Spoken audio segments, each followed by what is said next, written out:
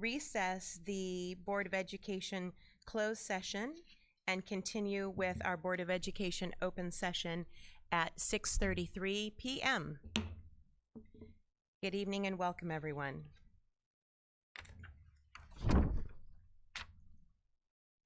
We would like to start with the Pledge of Allegiance. And Dr. Drew, I believe that you have some very special students here from Plymouth Elementary to lead us in that.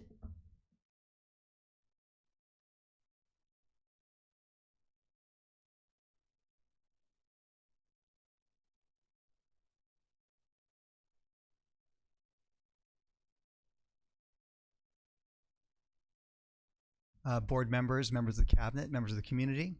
It's my pleasure to introduce Chelsea Simbarassi, one of our outstanding first grade students at Plymouth, and she'll lead us in the flag salute.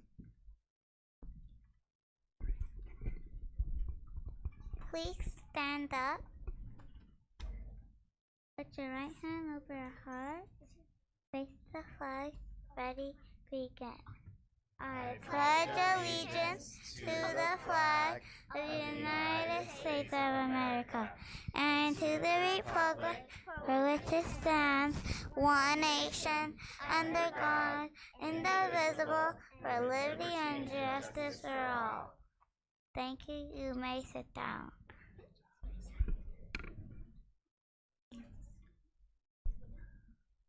We have many wonderful programs at Plymouth, but nothing is as important as the work that we do to promote literacy and a lifelong love of reading. Here to tell us about an amazing partnership that we've built with RIF SoCal are Evelyn Hernandez-Facio, Madeline Simbarassi, and Eleni Poon.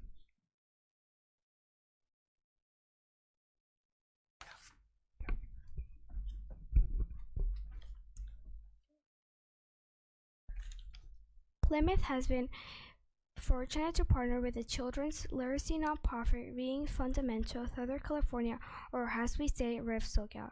For the past 5 years in their motivational reading program, this program provides each student with a new book of their choice 3 times per school year. Each distribution is preceded by a literacy event to help students grow true love and enjoyment of reading.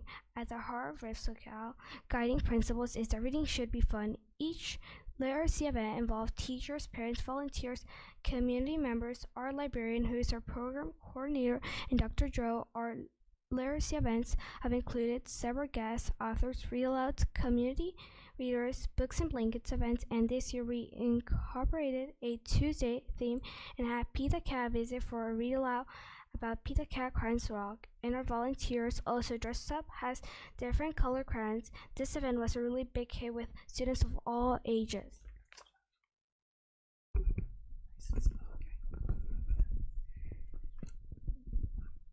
We wouldn't have this program without the support of Plymouth PTA.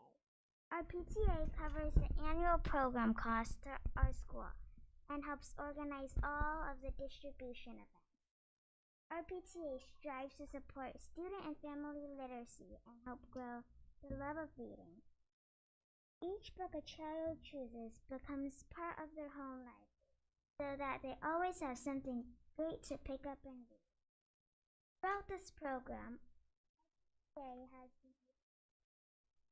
7,000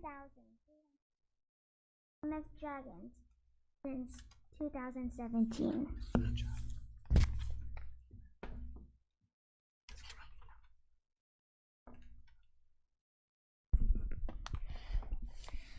One highlight of RIF's program each year, the Student Bookmark Contest.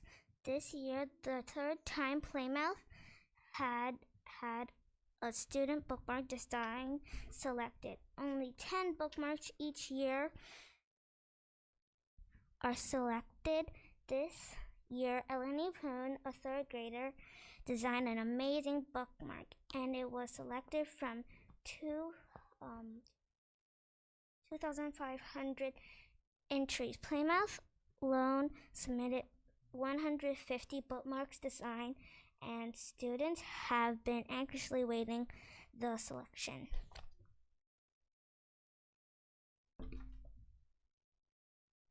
Congratulations to Eleni for her reading makes the math girl bookmark. Showing a girl with big ideas who grows up to be a scientist. These dreams of today's children pave the way for all possibilities that lie ahead. The future of Plymouth Giant is looking bright. Thank you.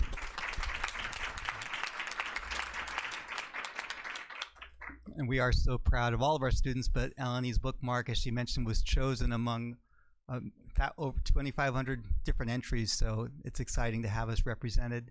I also have to acknowledge our librarian, Desiree Harbaugh, who is our coordinator for RIF SoCal, who plans all the literacy events, the book distributions. Thank you.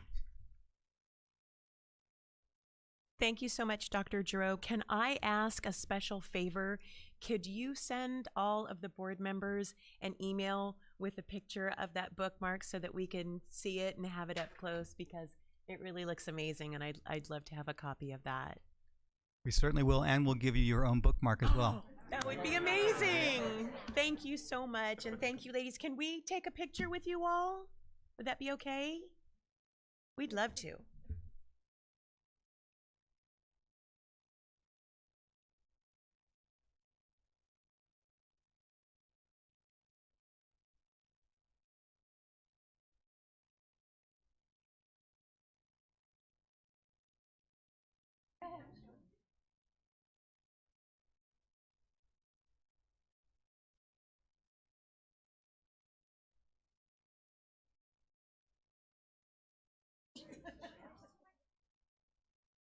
Great.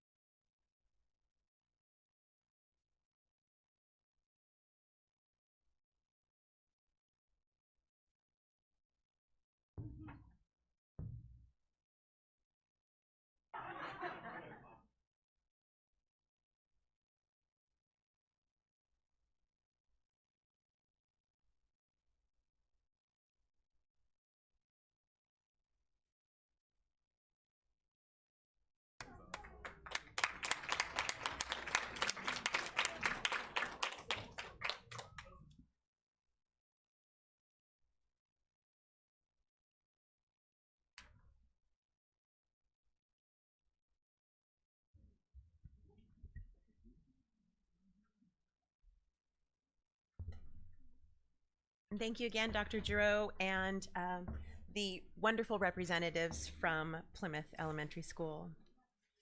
We'll move on to roll call. All board members are present.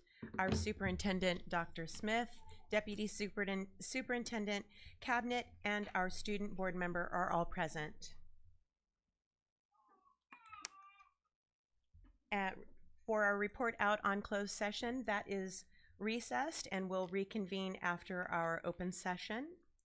And moving on to order of business, Dr. Smith, do we have any change in the order of business? Good evening, Madam President and board members. There is no change to the agenda this evening. Thank you for that. Moving on to approval of the minutes of the regular Board of Education meeting on April 27th, I will entertain a motion. So moved. Second. Hearing a motion and a second, is there any discussion or any questions? Ms. Huff, would you please call the roll? Board Member Travanti? Yes. Board Member Hammond? Yes. Board Member Anderson? Yes. Board Member Golar? Yes. Board President Lockerbie? Yes. Motion carries 5-0. Thank you. Moving on to recognitions and communications. The Board of Education and the Chamber of Commerce would like to congratulate the following employees on being named Monrovia Unified School District's Employees of the Month for the month of May. And let's see, who is here from Monroe to present to Monroe? Hi, Ms. Noriega. Thank you. We have Ms. Noriega to... I'm going to use a little step stool. I might have to. Good evening, board president, school board members, cabinet, superintendent, and everyone here from Monrovia community. It is my honor to be first of all, Monroe's principal, but to be able to be here and just share with you what these amazing women that I have the opportunity to work with. And so I'm going to start off with asking you to think back of that one teacher that you knew loved you, that you loved going to class every day, going to school, and you felt safe. But then also thinking about that teacher that pushed you, that made sure that you didn't stay where you began the year, but really made you grow. And we have the honor to have someone like that at Monroe, and that is Ms. Ruiz Galindo, Maestra Ruiz Galindo. So she's an amazing educator, and she will love her kiddos and meet them where they are, but she will challenge them and get them to where they need to be. So I am so thankful for your leadership and for just pushing all of us to serve our kids and the advocacy that you have for them. So thank you. And Ms. Ruiz Galindo.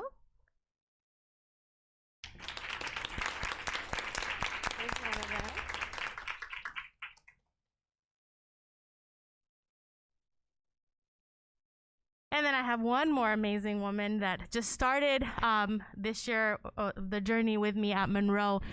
And every student gravitates towards this person. She has a love just for all the students, and whenever we have some tantrums and we can't control our emotions, which not just the adults, but the kiddos, she is the person that I will call and say, help us, with this situation, help us with those emotions. And so she's just so kind and always asking for feedback because she wants to serve the kids even more than she already does. So she's our instructional aide, bilingual in kinder. Ms. Lydia Sanchez, thank you so much for all you do at Monroe.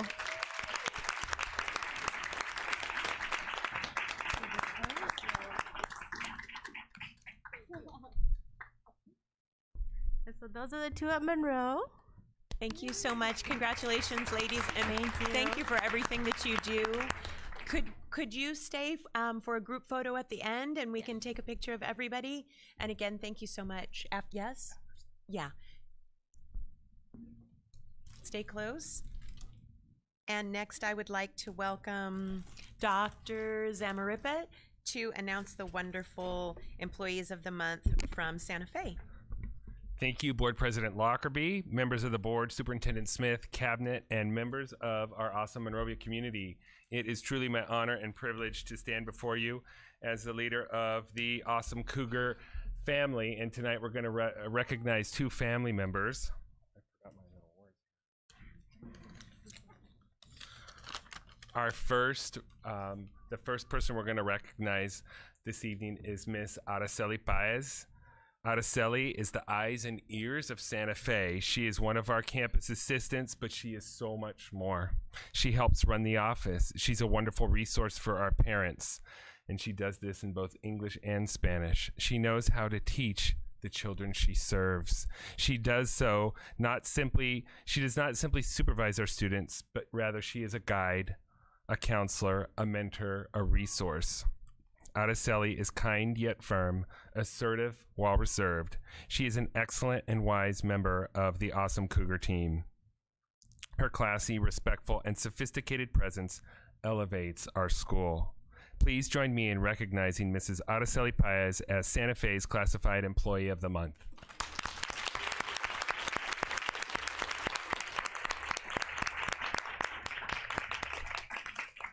And I am, of course, the best sidekick anybody could ever have. I'd also like to say we're a team. Mrs. Megan Esquer, the assistant principal, is here as well to support and to celebrate. Congratulations. Our second honoree this evening.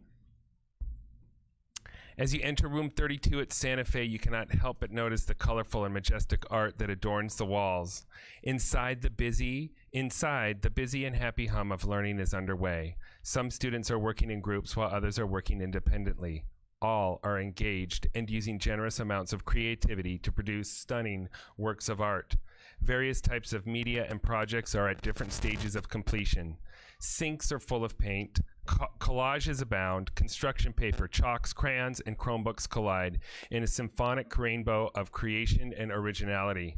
Floating around the room with her fairy godmother-like sing-song of a voice is Heather Gack. Here, there is love, there is passion, and there is care for all students. Children's voices are nurtured and their visions come to life. Heather's room is a heartwarming and inspiring reminder of why we are educators. Heather has created such a strong art program that it causes master scheduling conflicts of the best kind. Kids love her class. They want to take it over and multiple times a day. Heather is also our Renaissance teacher, and our campus has never looked better nor displayed more pride. Heather doesn't just work well with our students, however, she inspires them, she engages with them, she guides and teaches them about right and good and beauty. I know that students who have had Mrs. Gack for a teacher are the better. She doesn't give up, she takes on even more. Her wisdom and her willingness are brought with her to school every day. Please join me in welcoming this month's Certificated Employee of the Month from Santa Fe, Mrs. Heather Gack.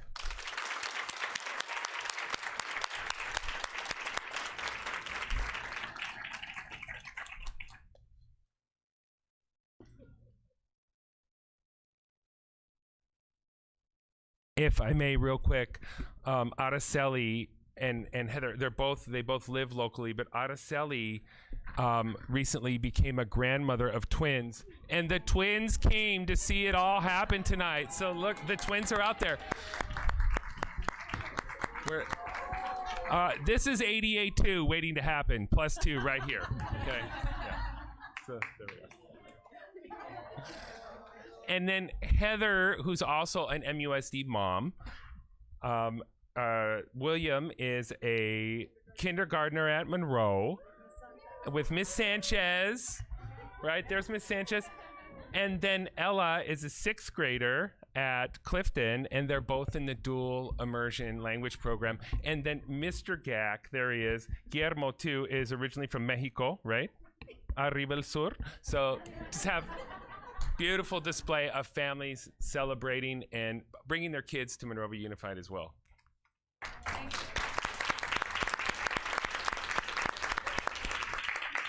Thank you, Dr. Zamarripa and Ms. Noriega, for sharing what is most wonderful about our district. It's such a pleasure to be able to welcome these employees here and to recognize them and to hear about what makes them amazing. Could we invite all of you up for a picture? We'd love to have a picture with all of you. You can bring the babies too. Yeah, Twin pics. class of 2040s in the house. That's it. I'm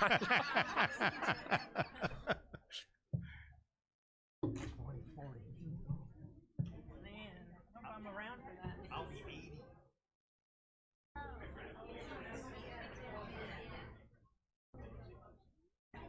Yeah, tell her.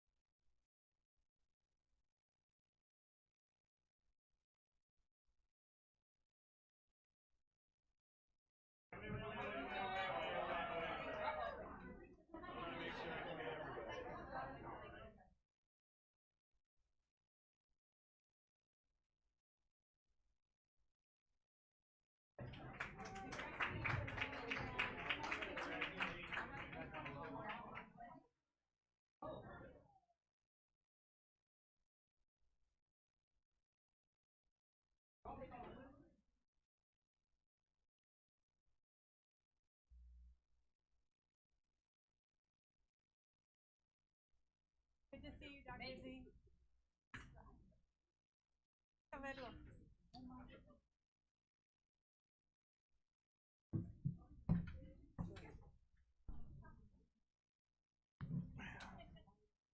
2040. And thank you again for coming out and for sharing all the best of our district this evening. We're going to move on to our board member reports.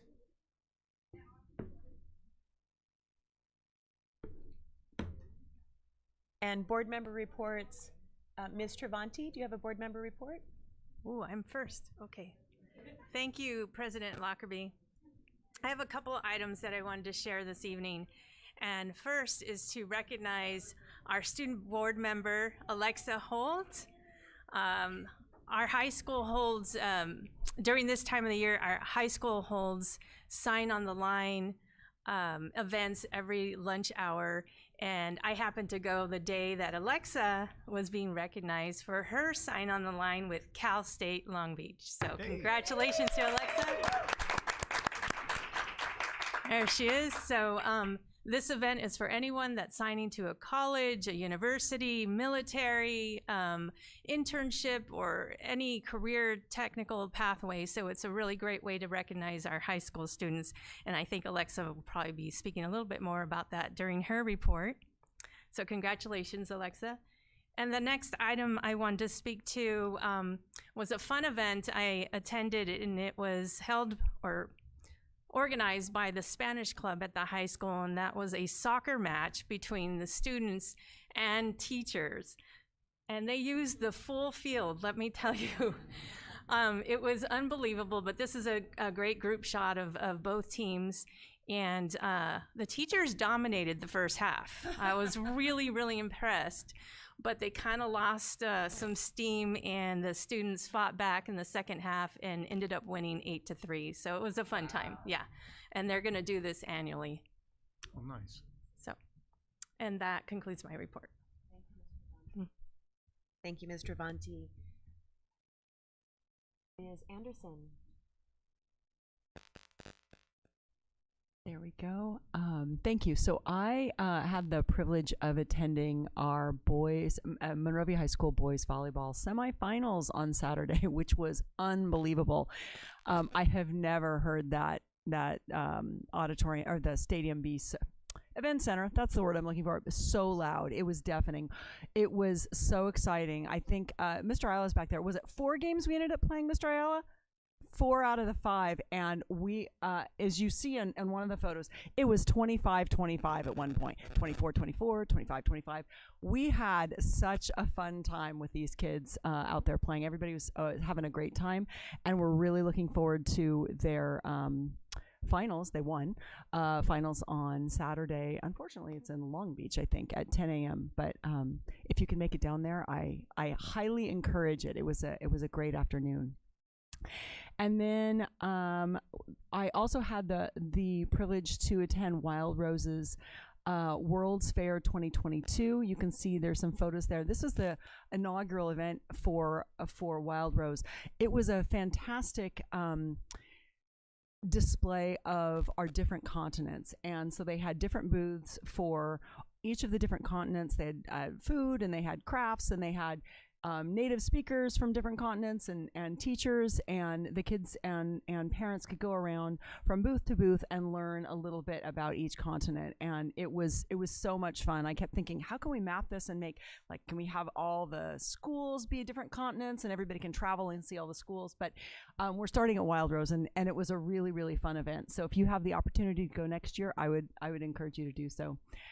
And then finally, we have Plymouth's Spring Fling. This is, how many of these, Des? A lot of these Spring Flings. It's kind of a combination of fall festival in the spring, where it's a carnival atmosphere. You can see on the bottom left, there's a dunk tower, not a dunk tank. And is that Mr. Mata who is getting... Okay, Mr. Alex. I couldn't tell when he was all wet. Sorry. we had a great time. There was food and crafts and games, and you'll see lots of people showed up to help support and give the kids a really, really wonderful spring event. So, and amidst the beautiful campus you can see there as well. So that's another fun one you don't want to miss the next time it rolls around. So that concludes my report. Thank you, Ms. Anderson. And Vice President Golar? Yes, as you can see on the screen, there is a group picture of all of the administrators, pretty much all of the administrators in our district. In addition, there is also Dr. Smith, and I believe Dr. Francois was still in present, and then myself and Board Clerk Anderson participated in the restorative practices training that took place over a 2-day period, Thursday and Friday, April 28th and 29th, full days, 8 to 3. Very extensive training conducted by Grand Canyon University? We had an outstanding facilitator, Britt. She went by Britt. And I'd like to say a special thank you to our superintendent, Dr. Smith, and also Deputy Sup, Dr. Francois, for having the vision and the forethought of bringing restorative practices to our school district. This is really setting the stage for what is going to be transformational in relationship to building relationships, student to student, student to adult, adult to child, and then adult to adult. So it was outstanding. It was outstanding. So look forward to what is to come as a result of this 2-day training.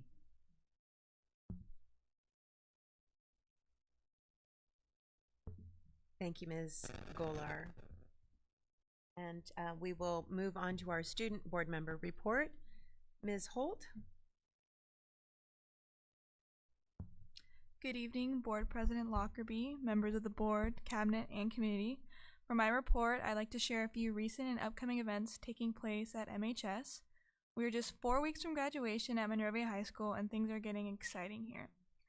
Renaissance has returned to the tradition of sign the line for our graduating seniors. Our next 2 signings are tomorrow and Friday at lunchtime. As always, the board and cabinet are invited to join us for these celebrations. This weekend marks the annual celebration of Monrovia Days.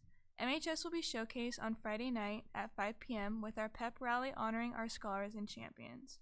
On Saturday, the leadership programs will participate in the Monrovia Days parade along with our new principal, Mr. Ayala. We also have an entry featuring our valedictorians and 2 of our scholar athletes. Our baseball team won their first round CIF playoff game on Friday and took on La Quinta High School yesterday with a close game but unfortunate loss with a score of 4-3.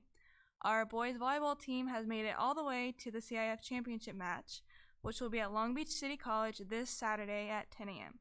Tickets are $5 for students and $10 for adults and can be purchased online at gofan.com. Last week, we celebrate our staffalty at MHS for Teacher Appreciation Week. We are so blessed to have our amazing teachers and support staff that make a difference in our lives of our students every day. The MHS Theater's Arts Conservatory is presenting Lightning Thief, the Percy Jackson musical, at Taylor Performing Arts Center from Thursday, May 19th through Saturday, May 21st. Prom is taking place in 2 weeks, May 28th at the Screwball Cultural Center. Over 500 tickets have been sold. And that concludes my report. Thank you. Thank you, Ms. Holt. I wanted to say, I don't want to put you on the spot, but I understand that this will be your last board meeting. Alexia will not be able to attend her next scheduled board meeting, so this will be the last time that she will be here with us. We just found out, so I wanted to take this opportunity to say thank you and let you know how well you represented us, yourself, the high school, and everything. That representation means a lot to me, I'm sure to all of us. And we're very proud to have served with you. And we're so proud of you, and congratulations for signing It's Long Beach. And if I could verge from the schedule for just a second, could we have a picture? Just since it's your last, can we take a picture just for posterity?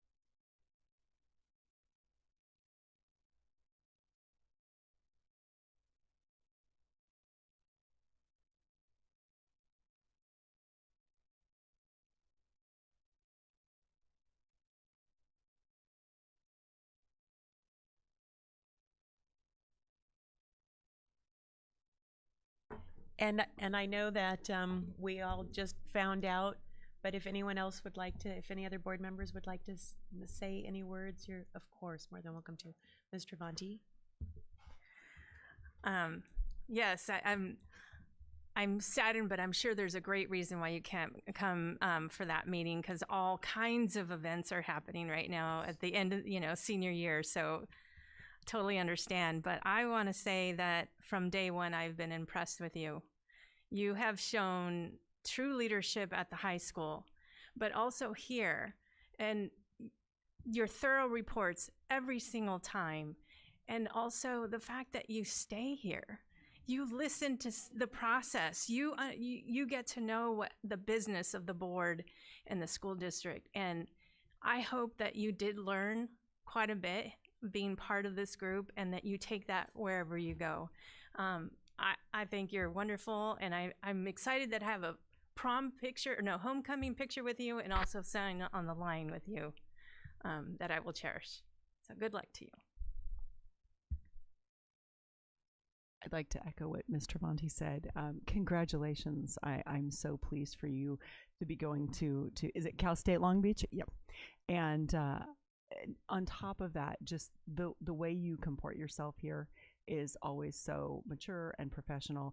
And the sense of pride that I have that you're one of our Monrovia High School students is just unbelievable.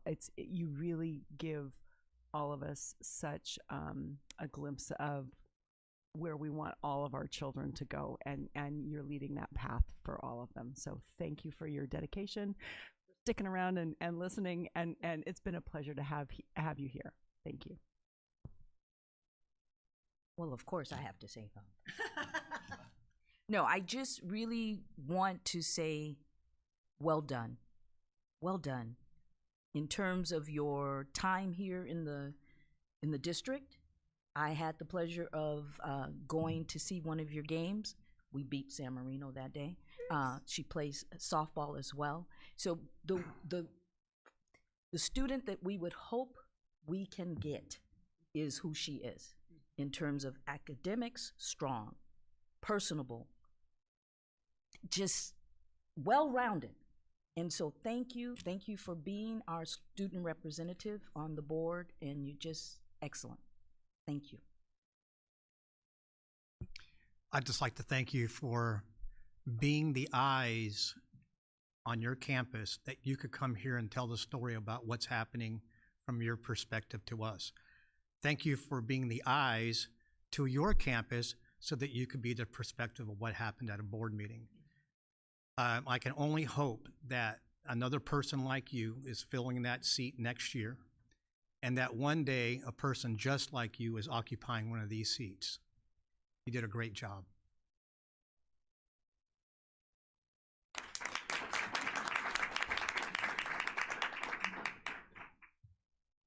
Thank you again, Alexia. And we will move on to report from the Superintendent, Dr. Smith.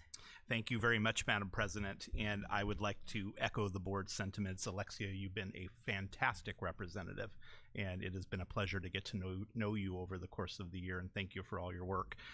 Alexia did not mention that she was also accepted to the honors program at Cal State Long Beach, which is fantastic, and I believe you said you're going to be an accounting major. So if Alexia doesn't become an accounting major. So if Alexia doesn't become a board member in the future, maybe she'll come back and be the CBO at some point down the road. You never know. You never know. Things could happen. That pays a lot better, by the way, just so you'll know. So, Madam President and board members, just a few different updates. First of all, I'd like to start by acknowledging that today is National School Nurse Day. Can we give our nurses and our health professionals a huge round of applause for all that they do to support our students, our staff, our families, and our communities. As everyone knows, COVID-19 has been incredibly difficult to navigate, and the only way we were able to make it through and continue to make it through is through their tireless efforts that have made things just so much easier. Our team is hardworking, dedicated, knowledgeable. They have a tremendous depth of expertise, and they are incredibly professional. Specifically, I'd like to thank two people that I work with the closest here at the district office, both Deneen Duransale and Katrina Kuse, for all of the work that they've done leading our work across the sites and within our district. But our entire team together with them has been fantastic, and on this day, we honor them and recognize them. So again, happy National School Nurse Day. I'd also like to share, I had the privilege of attending yesterday's Rotary meeting. I am a Rotarian. I'd like to thank Board Member Travanti for leading me in that direction. I'm still a red badge, soon to be blue. There was an essay contest that several students entered, and we had an opportunity yesterday at our Rotary meeting to recognize the top 3 essays in this contest. And I have to say, they were nothing short of fantastic. Mr. Ayala, our new principal, was with me, and I think we both walked away blown away by the talent, by the way our students can express themselves, and how they presented some pretty deep topics, which is not easy. And so it was just fantastic to celebrate and recognize them. I'd like to make sure we acknowledge Samantha Limon, who was our second runner-up, Henry Scott, who was our first runner-up, and Rodolfo Ramirez, who was the winner of the competition. I'd also like to thank our teacher, Erica Ramirez, who appears on the far right side of the picture, for working closely with those students to make this recognition possible. And I believe the student, or I believe our winner, Rodolfo, in this case, goes on to a district or a regional competition, and I'm confident he's going to do quite well in that competition as well.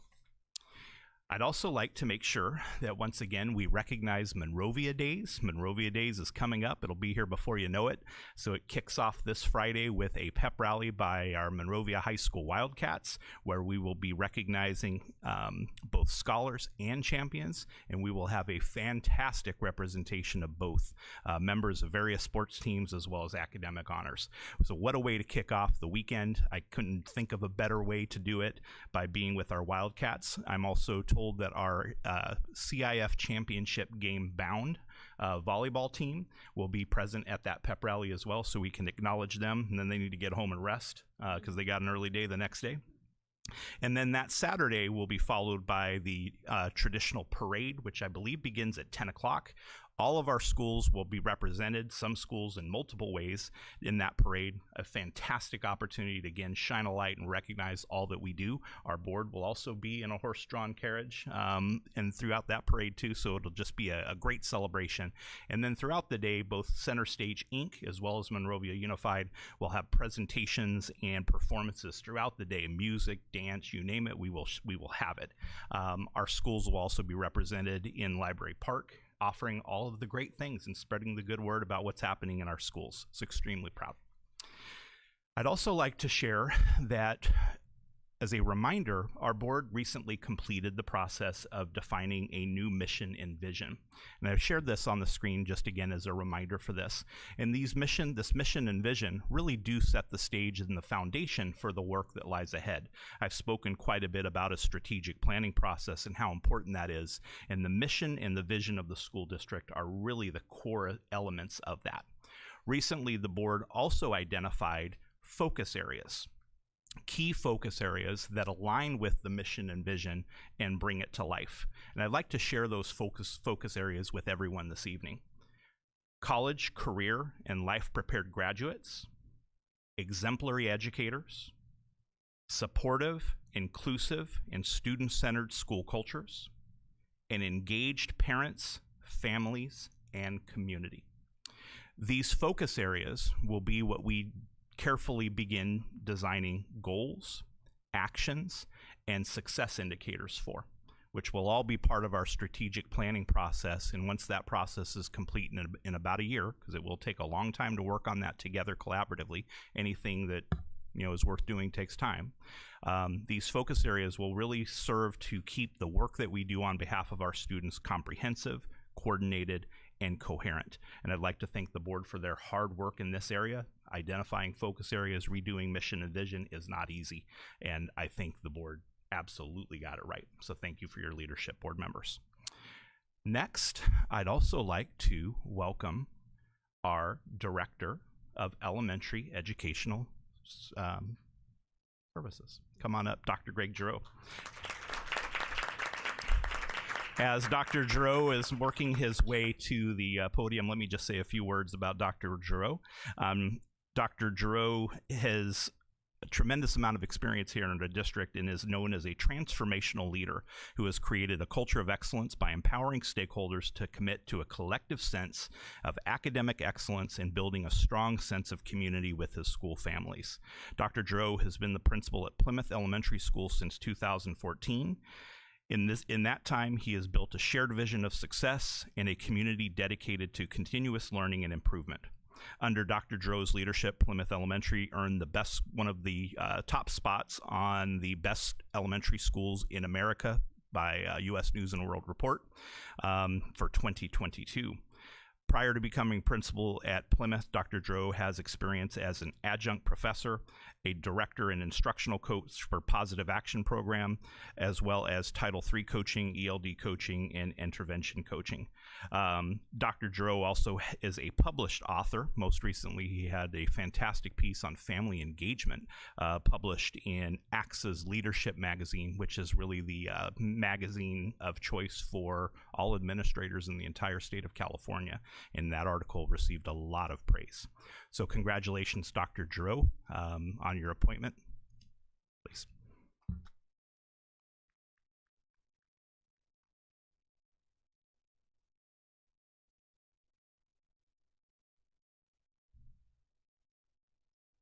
Okay, thank you. Good evening again, Board President Lockerbie, board members, members of the Cabinet, Dr. Smith, and members of the community.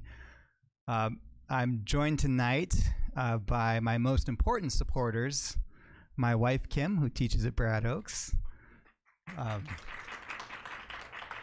my son, Ryan, who just announced recently he'll be attending University of New Haven, Connecticut in the fall, and my 16-year-old daughter, soon to be licensed driver. Right. My family, they don't just put up with my work schedule. They are truly part of the team. We call it Giroux Team Monrovia. Whether it's keeping me grounded at home, volunteering at my school events, which they all have done, or reminding me when it's time to step away from the laptop. They are at the core of everything I do, and they provide me with the foundation that really enables me to do the work that I do, and they inspire me to be the best every day. So thank you. Yeah. I feel so much gratitude, both for the amazing opportunity that lies ahead and for the past 5 years that I've been able to serve as the principal at Plymouth. It's been a magical journey. In spite of the challenges that emerged over the past couple of years, our school has flourished and thrived in ways I couldn't have imagined.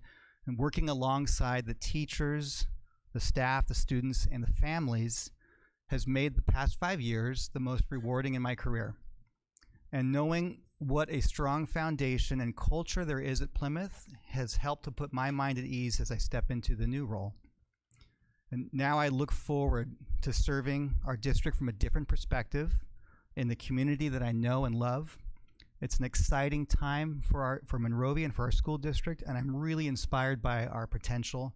I'm excited to build upon our strong foundation, to cultivate our new revised mission, and to help us realize a forward-thinking vision for the future.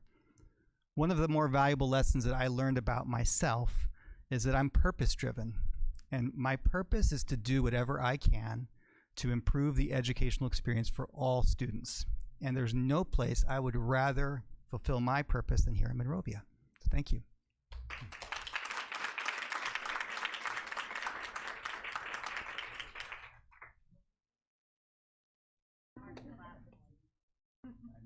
Thank you, Dr. Giroux. Congratulations. Welcome. You're still here, but you're in a new place, and we're all very excited and very pleased to have you in this position. So thank you very much. And thank you, Dr. Smith, for your report. And we will be moving on to public comments. The Board of Education encourages public participation and invites you to share your views on school business. In order to accomplish board business in a timely and efficient manner, public input is limited to no more than about 3 minutes per person. Ms. Huff, do we have any public comment tonight for items not on the agenda?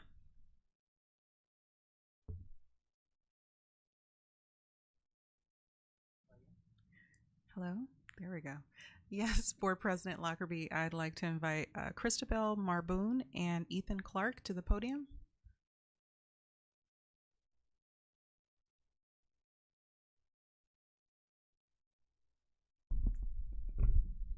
Hello. Hello, members of the board and cabinet. My name is Ethan Clark.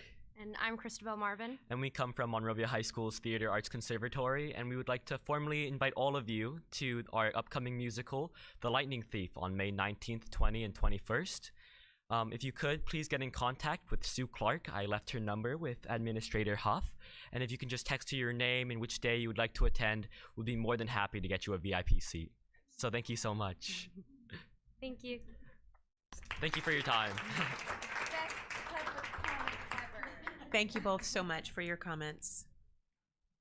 Ms. Huff, do we have other public comments for items not on the agenda?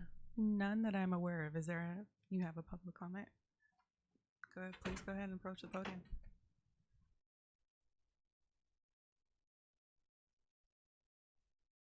Good evening, everyone. Sorry I got here late from work, so I didn't get to get my name on.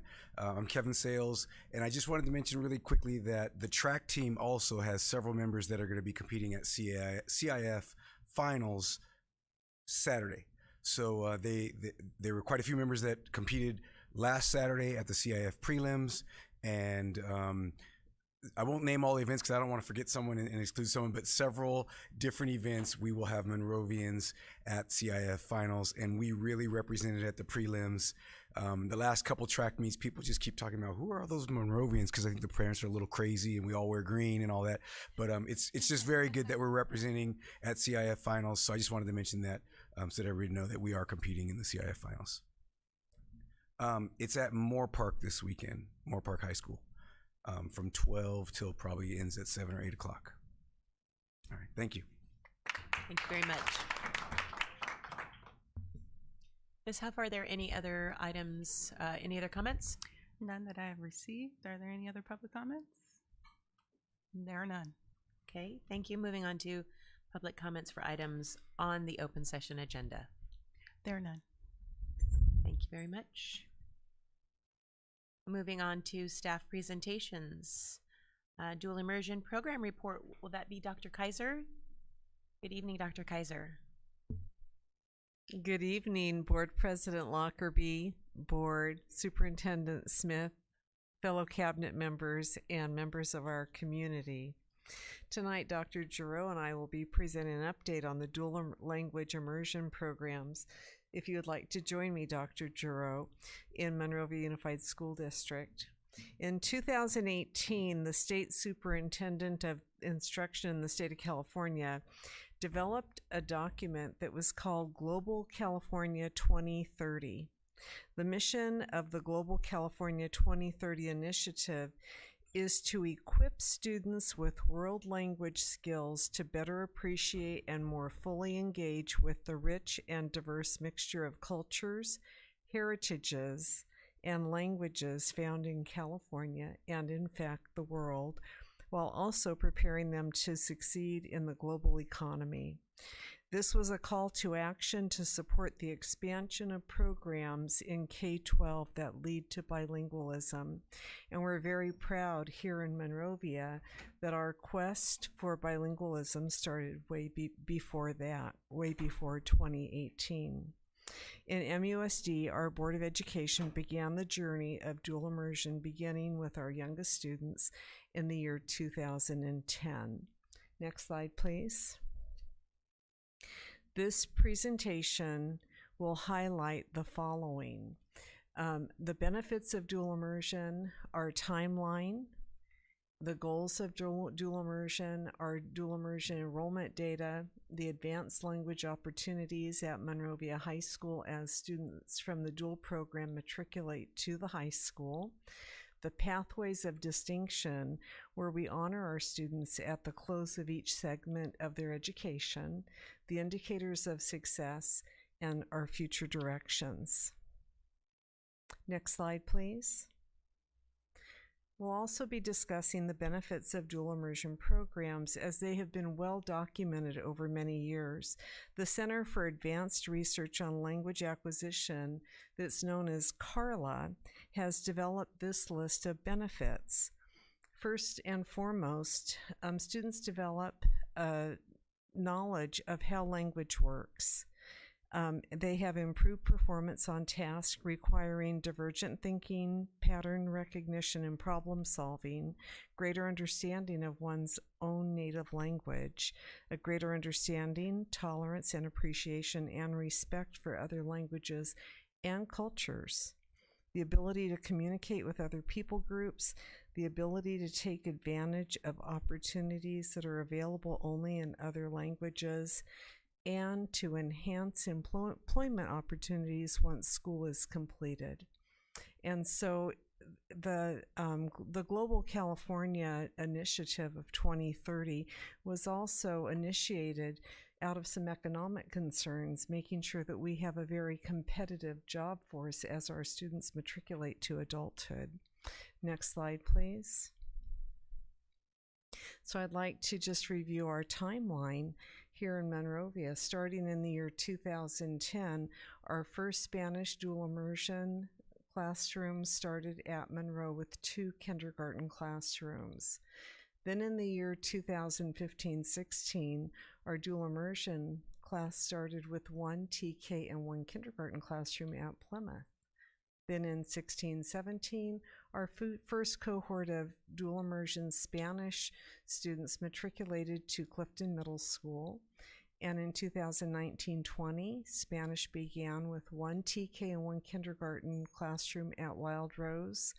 And then in the year 1920, our first cohort of DI Spanish matriculated to Monrovia High School, where they began to take more advanced Spanish classes.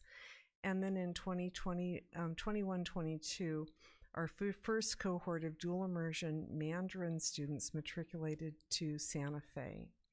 And following up now with our next slide,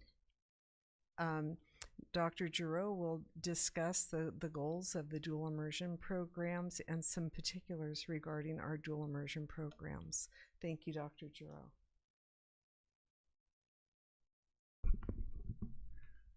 Good evening again. I'm Board President Lockerbie, members of the board, Dr. Smith, members of the cabinet, and members of the community. So our dual language immersion programs are guided by 4 of the key goals that have been explained by the state of California, among others, and those include bilingualism and biliteracy, academic achievement, both in the target language and in English language arts and mathematics, multicultural appreciation, and parent and family partnerships. Our dual immersion master plan for our school district is grounded in these 4 goals, and in addition to that, there's a framework that is quite helpful for most dual immersion programs called Guiding Principles for Dual Language Education, and it comes from the Center of Applied Linguistics, but it provides a framework of excellence for dual immersion programs. So both of those really guide our master plan and our work. Next slide, please. So something that's useful for us to keep track of is to see how our dual immersion programs have grown over the years and how they continue to grow. So what we see in this slide is the current enrollment in each of our dual immersion programs. And so Plymouth continues to grow, and currently we have 246 students participating.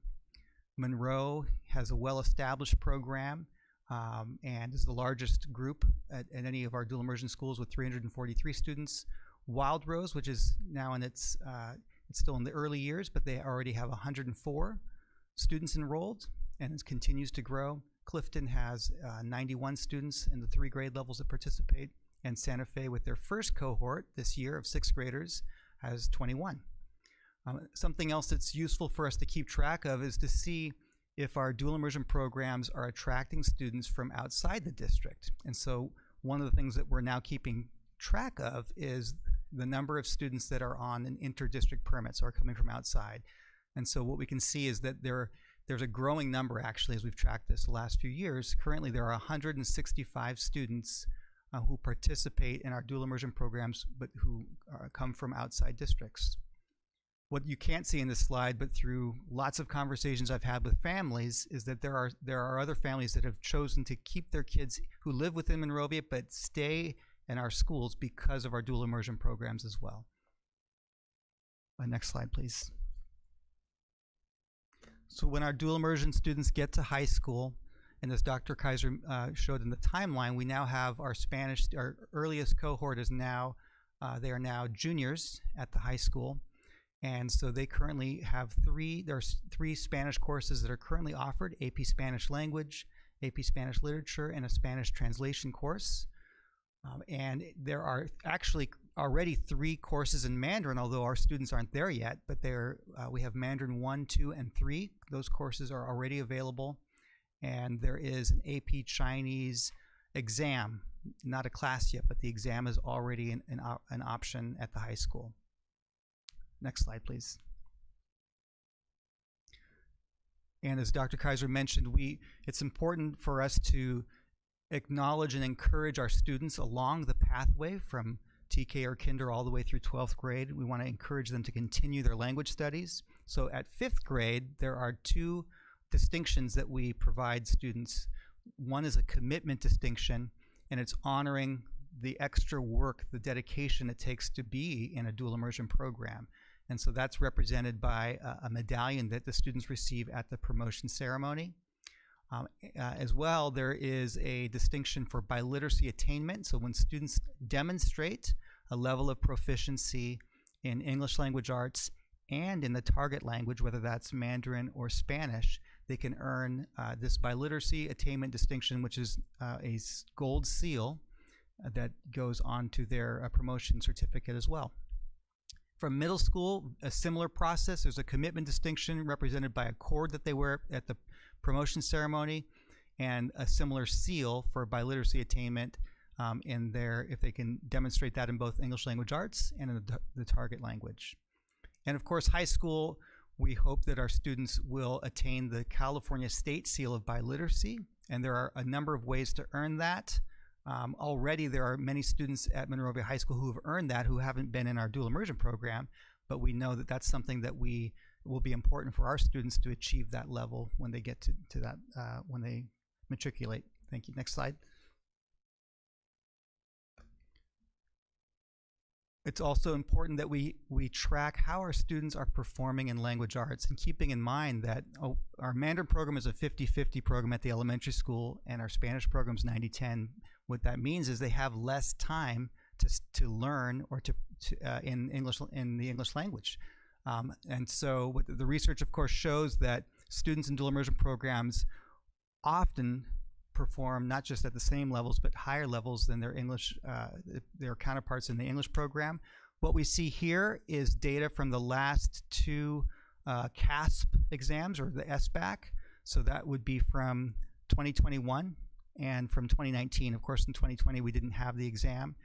And so the data here show that a cohort, it's the average, or sorry, it's the percent who are proficient or advanced on that exam. And so the first section is for elementary students in the dual immersion in that blue bar, compared to the same cohort who are not dual immersion students in Monrovia. And then a comparison, the yellow bar would be for LA County, and then the green bar is the state of California. So as a group, our elementary students in dual immersion performed at higher levels, significantly higher levels than their counterparts. The same is true for the middle school students. So up 6th through 8th grade, there's the percent proficient advanced, and both true in 2019 and then the 2021 exam. And I'll just mention that this is not an aberration, that we see this pattern, this trend, even at the young ages, even on reading assessments at kinder and first and second grade. It's common to see our students performing at very high levels early on. Next slide, please. So we're always thinking about next steps, and there are some important things as our program continues to evolve. Among those, we want to find more standardized language assessments. So that would be for Mandarin and Spanish, that will help us to better evaluate our students' success. Currently, we have a number of assessments that are helpful, and our students have been successful. But this will give us a better ability to compare with students in other districts or in other states. It will give us that indication.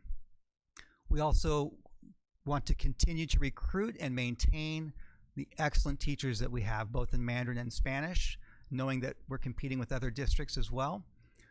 We also look forward to continuing to integrate our academic programs with cultural foundational knowledge, so the cultural aspects of our dual immersion programs, and find ways to better align or align a coherent pathway of language acquisition that from TK all the way through high school.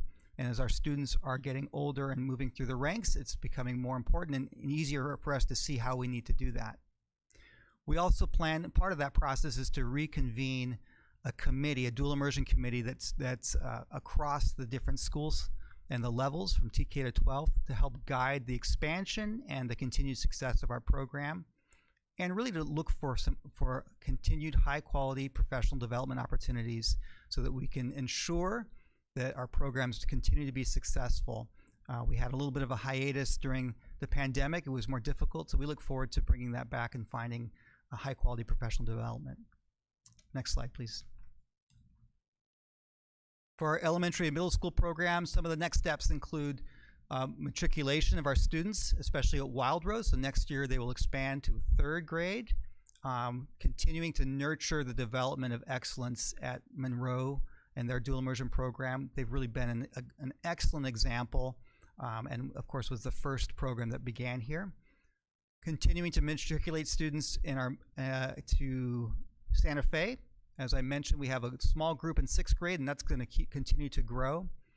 And also developing the continued development of the integration of cultural arts across the curriculum for all students in our DI programs. And then something that's been very, very popular and successful is our summer programs, which we did last year. I think that was the first time we did a dual immersion summer school, and we will, of course, offer that this summer as well. So that's something we want to continue to develop. Next slide, please. At the high school, I had the honor to meet with the advanced language teachers and David Platt, and we were talking about what we need to do to make sure that our students continue to receive really excellent opportunities for their advanced language studies. We want to develop an advanced placement Mandarin course, not just the exam, and add to the Spanish translation course by offering an opportunity to earn certification and to coordinate that with a local community college. And we want to explore possibilities to develop language internships for our high school students as well. Next slide, please. So in essence, we've had a lot of success, but we know that there's a lot of important ways we can continue to expand and improve. And personally, I'm looking forward to leading this work in my new role as well. Thank you. Thank you, Dr. Dro, and thank you, Dr. Kaiser. Are there any questions or comments? Yes, thank you, Dr. Giroux. And Dr. Kaiser, I appreciate this presentation. And as you were going through the presentation, I had all kinds of questions formulating. But honestly, you addressed every single one in this presentation in your next steps. So I'm very, very pleased, especially that we're going to be prepared for when these cohorts reach the high school level, and that we're going to expand those opportunities for them. One in particular I'm very happy about is the advanced placement. I know that we are just offering the exam in Chinese, but that we'll actually have the course ready for when that cohort begins. And then also developing that Spanish translation certification course that not only our dual immersion students can participate in, but other students. And we have a lot of English learners that are already doing this for their family members.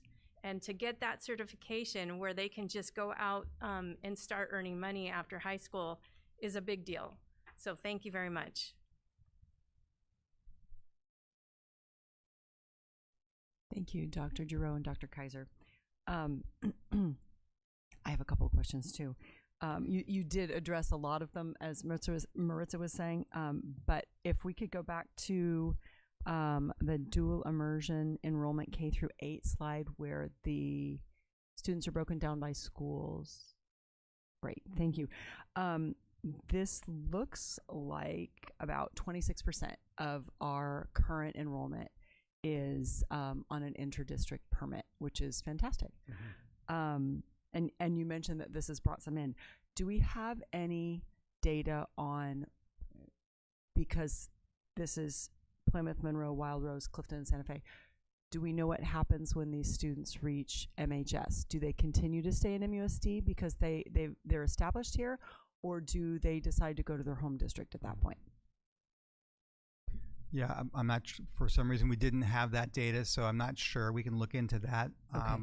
I don't believe that there was any exiting of students, but that's some data we can pull and make sure to get back to you on that. Yeah. Okay. My concern is just if we get them for a period of time, we want to make sure that they stick around, mm-hmm. right? And then also you mentioned that this is kind of similar, so it's probably a similar answer, that we have families that are within our boundaries that stay here, particularly for the dual immersion programs. Once they're at the high school, we want to make sure that they stay. So yeah, if there's data out there, I would like to have that. And then Ms. Heff, if we can go to the next slide, the world languages. I wanted to ask a clarifying question on this one. Spanish language courses, it looks like we offer AP Spanish language, AP Spanish lit, and Spanish translation. But I know we also offer Spanish 1, 2, 3, and 4, which are listed under Mandarin. So I just wanted to make sure that we all clarify for everyone watching that we do in fact offer Spanish 1, 2, 3, and 4 in addition to those. Yeah, that's correct. Yes, okay. It should have been on that slide. You're right. Just okay. It's misleading. Yeah. And yes, and native speaker. Thank you. That's true. Unless that's changed, they used to have native speaker. Yes, they we still do. have that. Okay, thank you. And then finally, on 2 slides down, there we go.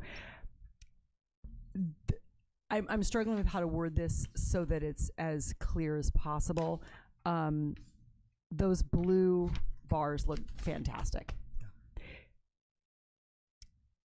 There are going to be some students that we would expect to be on the higher end of achievement with or without DI. And so in the mathematical realm where I'm from, this would be considered a biased population, mm-hmm. right? We can't look at this and say DI has caused this. which I'm sure you're aware of. I wish we could, because then this would be fantastic news. But do we have any data on what the numbers look like when we disaggregate those populations of high achievers and more struggling students? How does that impact this information? Because I'm guessing that the blue and the red are going to kind of equalize a little bit. And that might give us a little bit more truer picture of what's actually going on. I hope it's still this graph, but I think that that's probably a little unrealistic. So if there's a way to perhaps get a more accurate picture of how well these students do, that would be marvelous. Sure. Thank you. That concludes my questions. Thank you.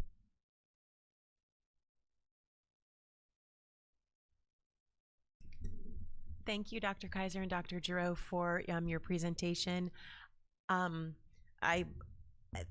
thank you for the program. The dual immersion program is clearly popular.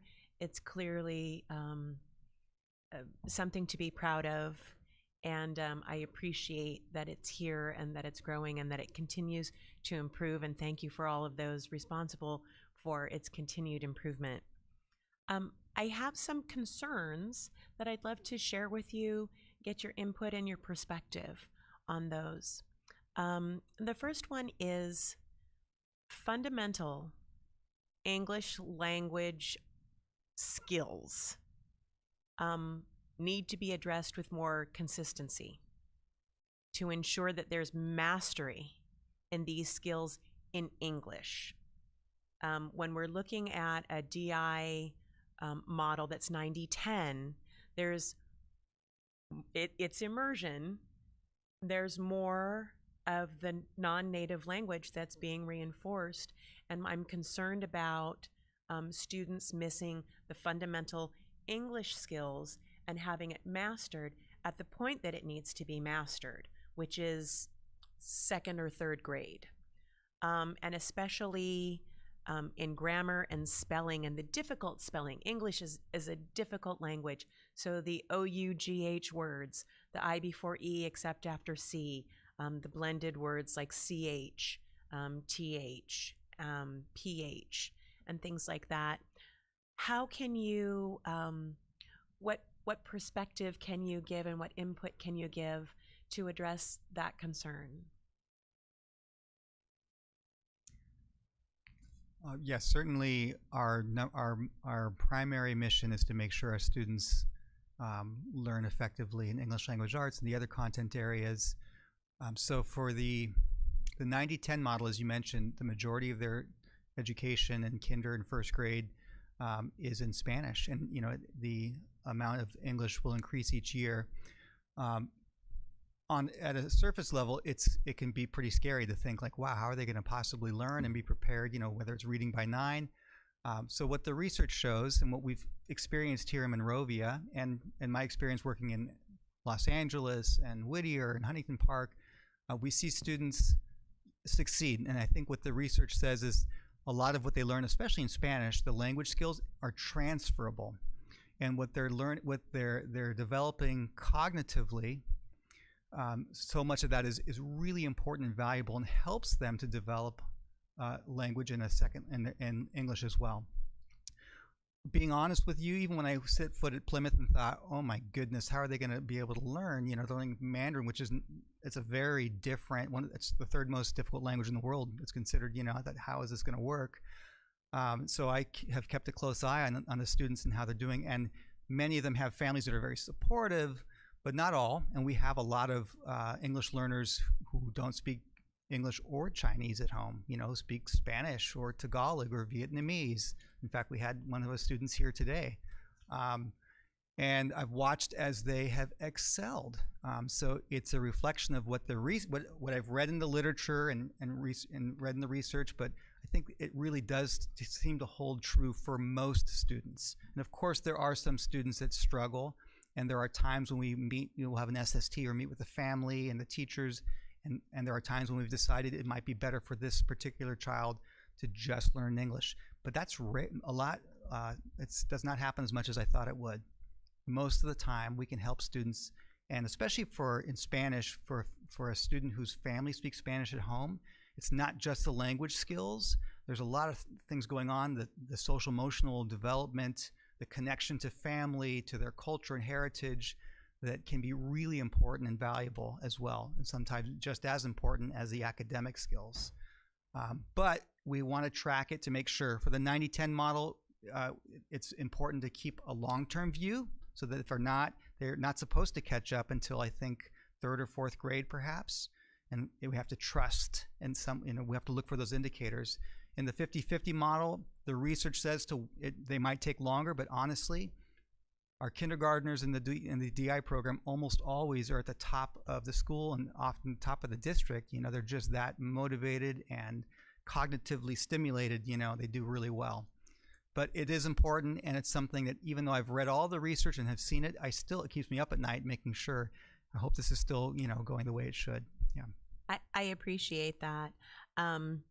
And the cultural integration and all of that is part of the program.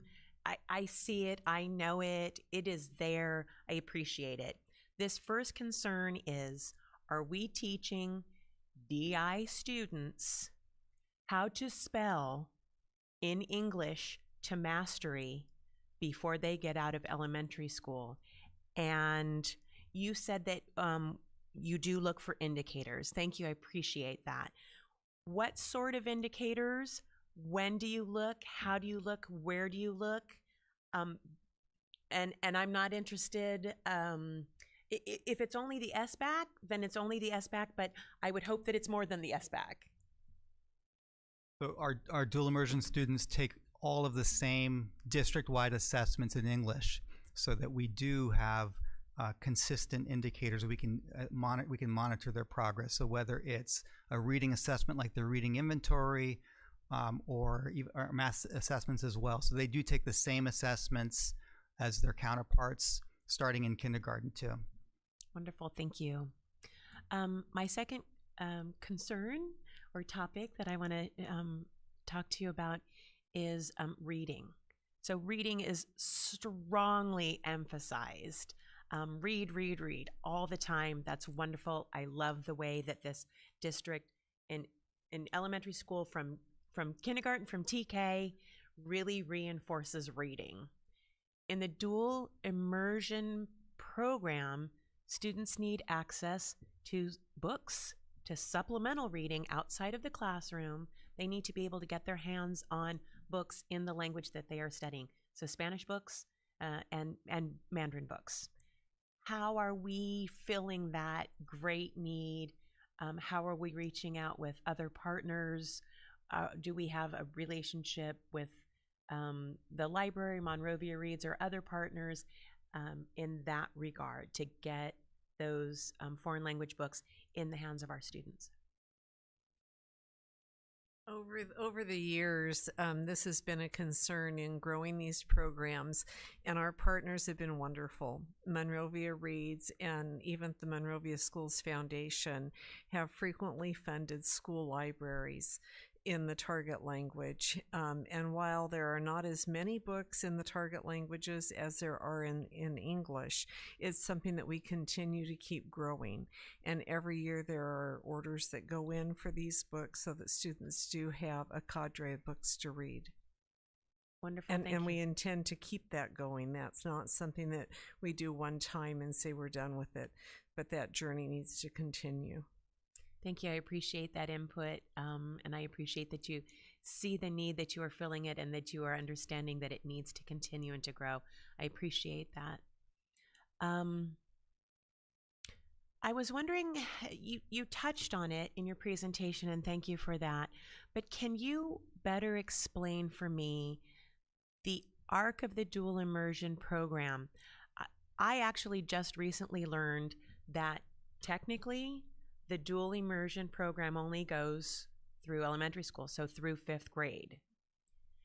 But there's an arc between the DI program and getting our students to California State Seal of Biliteracy, hopefully in 12th grade. Can you explain that transition? And can you also address, can you make that clearer? Are you making that clearer to parents that are entering the DI program? Yes, the trajectory for our dual immersion students was clearly identified a couple of years ago when the dual immersion master plan was developed. And that was developed with many stakeholders over the course of about a year and a half. And through that process, it was before the students had reached high school.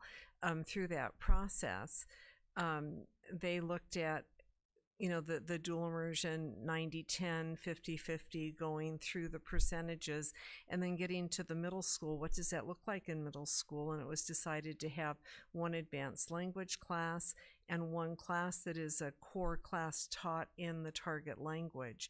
And then in high school, no longer is it truly dual immersion, it's advanced languages. So with all of that background that students arrive at the doorstep of Monrovia High School, they are ready for the AP class as a freshman. And the goal then becomes the Seal of Biliteracy. And for these students that arrive on the doorstep ready to take an AP class as a freshman in a foreign language, it's completely possible that they become trilingual by the end of their high school experience, where they could even pick up a third language. And so in terms of the communication, that could be clearer. And Dr. Giroux will be posting the master plan on our website and making some cliff notes that go along with that. And so that will become a little bit clearer for our families. The trajectory of language is a K-12 experience. It is no longer truly dual immersion because the content becomes very heavy in high school, and we cannot risk the content knowledge being confused with a language gap when we're preparing kids for the university and for life beyond. Wonderful. Thank you for that explanation and for that vision. So I want to be clear. So the DI program goes through 8th grade. So it goes through 8th grade. Okay. Those are all of my, I'll just share that we have many parents when we do our dual immersion tours, both at Monroe and at Plymouth and Wild Rose. It is important to many parents to visualize what does the dual immersion look like, and we explain the pathway through 8th grade and what it looks like at the middle school, and then what it looks like to be a dual immersion student in a different program in high school. But it is important, and we show them the pathway so they can visualize where their students will be in the future. Thank you. I appreciate that. And I know that when you start your children in kindergarten, it's overwhelming, it's daunting. Everything is new, all the information is new. And I think reminders of what the pathway looks like along the way would certainly help someone like me who can sometimes get overwhelmed and maybe forget something like that. So I appreciate the vision, and it sounds like you're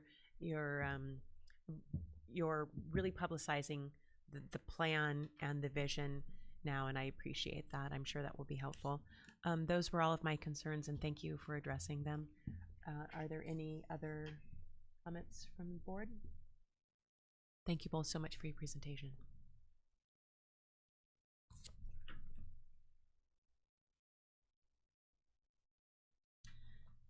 Moving on to consent agenda.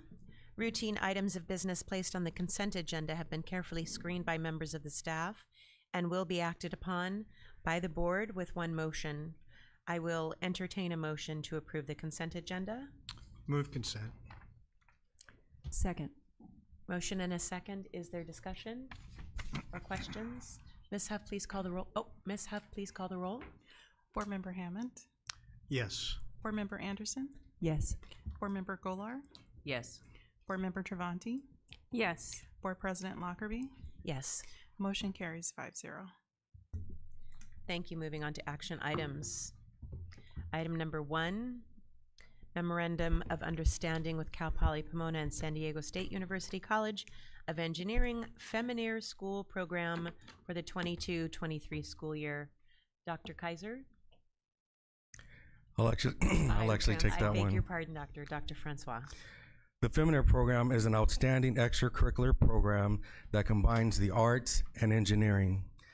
The Board of Education is requested to approve a memorandum of understanding between Cal Poly Pomona, San Diego State University, and Monrovia Unified School District for the purpose of providing the College of Engineering Feminine School Program for 9 teachers at Santa Fe Computer Magnet Science School, Brad Oaks Elementary Science Academy, Mayflower Elementary School, Monroe Elementary School, Plymouth Elementary School, and Wild Rose of the Creative Arts for the 22-23 school year. Thank you, Doctor. Are there any questions for the doctor? Entertain a motion? I'm sorry. I'm sorry. I just wanted to make a comment. I think this is fantastic, a great opportunity. I know it's called Feminine, but it is open to all students. But it really is a great way to attract our young female students into the STEM world. I mention that because we just recently adopted an engineering program for high school. I mean, this is a great way to start them young and then bring them into the high school, into that program. I know my daughter's in the game development program, and she's one of 2 girls in that class. And I love that we're taking these steps to get girls in those programs as well. So kudos, thank you for doing this. I first learned about this program at CSBA last year, and I brought it to Dr. Smith's attention, so thank you for following through with this, because I think this will be a good thing. So thank you. Thank you, Ms. Travanti. Any other questions or comments? Entertain a motion. So moved. Second. Oh, sorry. Well, motion and a second. Any further discussion? Ms. Huff, please call the roll. Board Member Golar? Yes. Board Member Anderson? Yes. Board Member Travanti? Yes. Board Member Hammond? Yes. Board President Lockerbie? Yes. Motion carries 5-0. Thank you. Moving on to item 2, public review of recommended textbook. Dr. Francois? Dr. Kaiser. Sorry, you guys are keeping me on my toes. Thank you so much. The Board of Education is requested to accept for public review prior to adoption the textbook Human Geography, A Spatial Perspective, AP edition, for use in the high school history social science program beginning in the 22-23 school year. This textbook, the cost is $15,530. It'll be paid out of our state lottery funds allocated to the district. We have not had a new geography book for this course since 2012, and the AP test and the pieces of the AP course framework have changed since then, and so the teachers have examined the work, done a gap analysis, and they've come to us and said we'd really like to have this book replaced. Questions or comments? As Ms. Golar. I'm just curious, is this a class set, 30, 35, 40? Do you know how many books this will be? Yes, this, I believe that they would like to order 2 class sets. 2 class sets. Yes. Okay, thanks. Any other questions or comments? Entertain a motion. So moved. Second. Motion and a second. Any further discussion? Ms. Huff, kindly call the roll. Board Member Golar? Yes. Board Member Anderson? Yes. Board Member Travanti? Yes. Board Member Hammond? Yes. Board President Lockerbie? Yes. Motion carries 5-0. Moving on to item 3, business services. Dr. Smith? I'm sorry. Dana Smith, Ms. Smith. I'll be a doctor.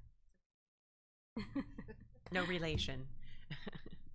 The Board of Education is requested to receive for public disclosure, as required by Assembly Bill 1200, the summary of a tentative agreement with the Monrovia Teachers Association, MTA, California School Employees Association, CSEA, Monrovia Association of School Administrators, MASA, and Confidential Classified Management, CCM, for the 2021-22 school year. Assembly Bill 1200 was created to ensure that school districts throughout California were adequately prepared to meet their financial commitments.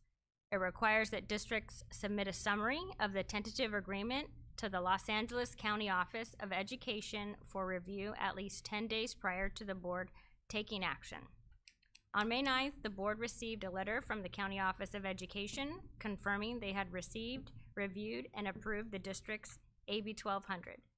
These agreements will be presented to you later tonight for approval. I want to take a moment to extend my appreciation to our association leadership and to the members of both negotiation teams for their time and commitment to this process. Thank you, Ms. Smith. Are there questions or comments? Entertain a motion. So moved. Second. Sorry, I beat you to the punch. Sorry. We have a motion and a second. Is there any further discussion? Is this actionable? Is it? Is it? Or is it informational only? I believe so. Thank you, Mr. Hammond. Is it? Ms. Smith, correct me if I'm wrong. This is an information only, correct? Correct. Okay. Do we need to rescind our motion? Okay. Thank you for that, Mr. Hammond. Moving on, item 4, Human Resources, Dr. Francois. The Board of Education is requested to approve a contract with Capturing Kids' Hearts for the professional development needs of district staff for the 22-23 school year. The goal is to have Brad Oaks Elementary, Monroe Elementary, Clifton Middle School, and Santa Fe Middle School all trained by August 2022. We will be working on a 2-year implementation plan that will ultimately bring all schools on board and trained with Capturing Kids' Hearts. Any questions or comments? Just a quick comment. I understand the reasoning why all sites are not participating. There was a lag.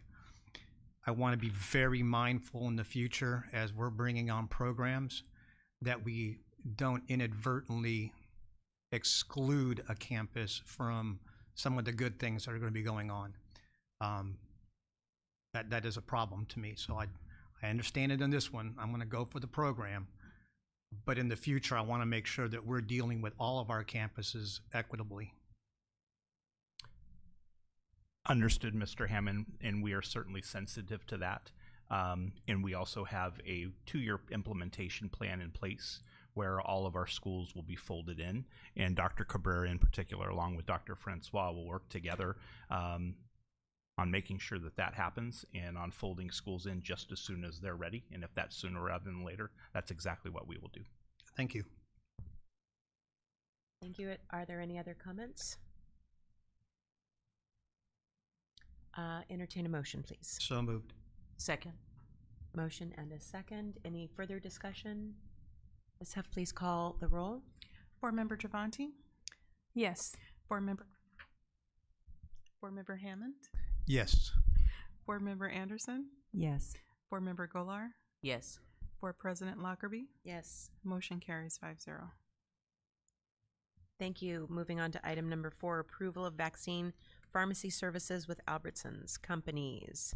Again, Dr. Francois.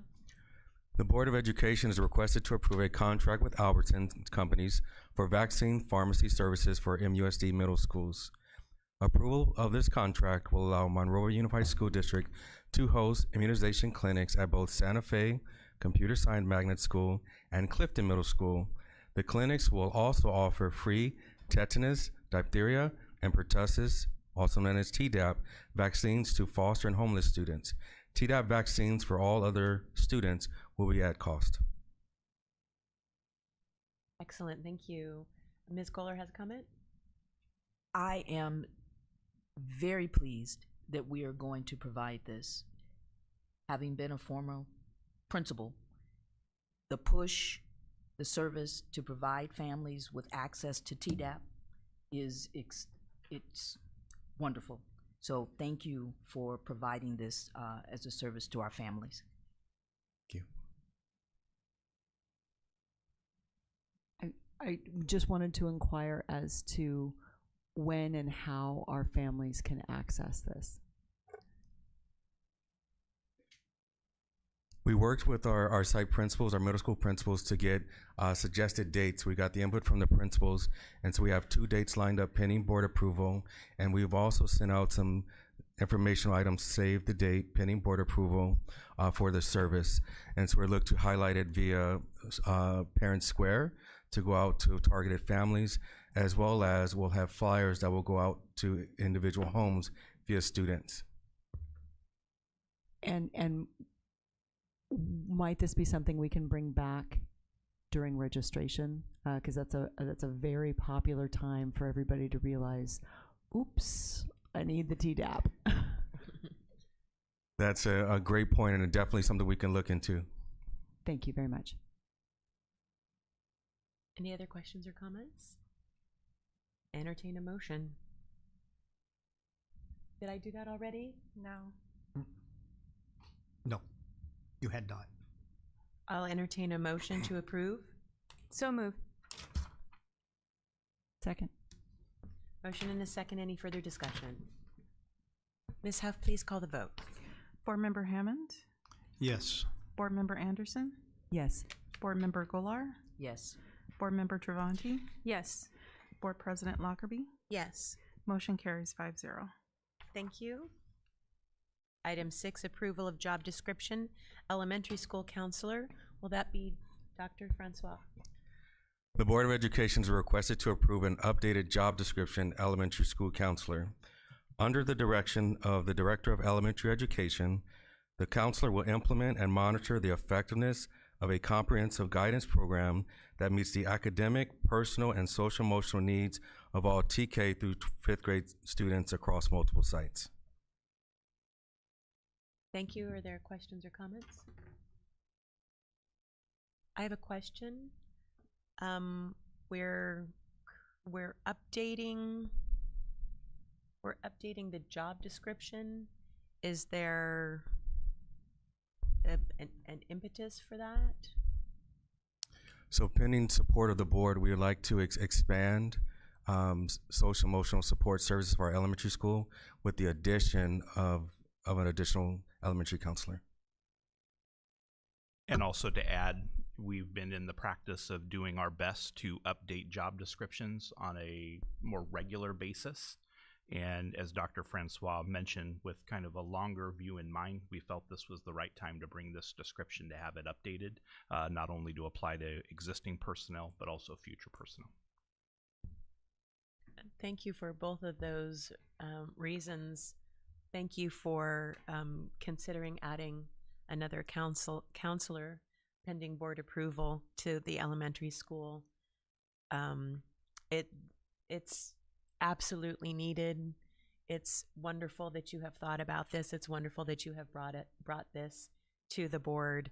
I'm very grateful for the opportunity, the potential to have an additional counselor at our elementary school level. Are there any other questions or comments? Ms. Golar? I second that thought, and it would be wonderful to actually go back to the time where we had a counselor at each of the elementary schools. So if this is what the vision is, that's just wonderful, because it's definitely needed. So this is good. Any other questions or comments? I'll entertain a motion, please. So moved. Second. Hearing a motion in a second, is there any more discussion? Ms. Huff, will you please call the vote? Board Member Anderson, Yes. Board Member Golar, Yes. Board Member Travanti, Yes. Board Member Hammond, Yes. Board President Lockerbie. Yes. Motion carries 5-0. Thank you. Moving on to item 7, MUSD school calendars for the 22-23 and 23-24 school years. The Board of Education is requested to approve the updated calendars for 22-23, 23-24 school years. The Monrovia Teachers Association, California Schools Employees Association, and the district have agreed to the proposed 22-23 and 23-24 school calendars. They are now being presented to the Board of Education for final approval. Thank you. Are there any questions or comments? Entertain a motion. So moved. Second. Any more discussion or questions? Ms. Huff, please call the roll. Board Member Golar? Yes. Board Member Travanti? Yes. Board Member Hammond? Yes. Board Member Anderson? Yes. Board President Lockerbie? Yes. Motion carries 5-0. Thank you. Item 8, approval of collective bargaining agreement with the Monrovia Teachers Association. The Board of Education is requested to approve a 3.5% increase to salary and longevity schedules for MTA, confidential classified managers, Monrovia Association of School Administrators, and governing board members, retroactive to July 1st, 2021. Thank you. This is where I can call for a motion. Entertain a motion? So moved. So moved. Did we We have can- questions? Yeah, there's. We can discuss after the motion also. Ms. Anderson? I just wanted to clarify that this was a draft. I know we discussed something. I finally located it.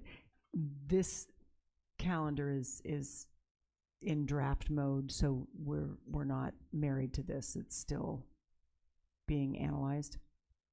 I don't understand your question. On the last page, the dates. The calendar? Mm-hmm. In the collective bargaining agreement.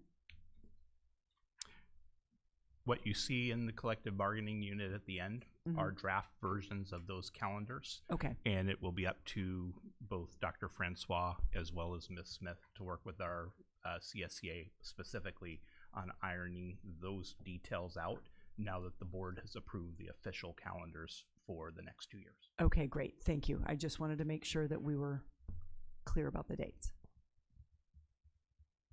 Any further discussion or questions? We have a motion, but there was no second yet. I think there was a second. I think there was. second. No, there were two motions. Oh, okay. Oh, I'm sorry. So I have a motion. Do I have a Second. Any further discussion? Ms. Huff, would you please call the vote? Board Member Travanti? Yes. Board Member Hammond? Yes. Board Member Anderson? Yes.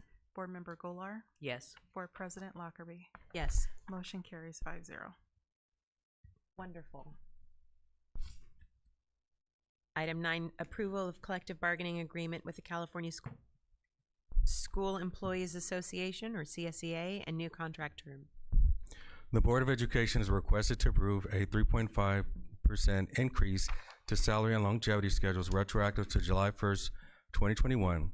This includes a retroactive increase for unrepresented classified employees paid on the classified salary schedule. It is also recommended that the board approve the new contract term of July 1, 2021 to June 30th, 2024, along with its provisions. Any questions or comments? Ms. Travanti? Thank you, President Lockerbie. My comment is with the previous action item and this action item that I just want to thank all the teams that were involved with this, because when it first was brought to us, they were not aligned at the same time, and I really felt it was important that we get the negotiations aligned together, MTA and CSEA, so that everyone's receiving those retro checks at the same time sometime this summer. So thank you very much for our team and for the bargaining unit teams for working on this. Appreciate it.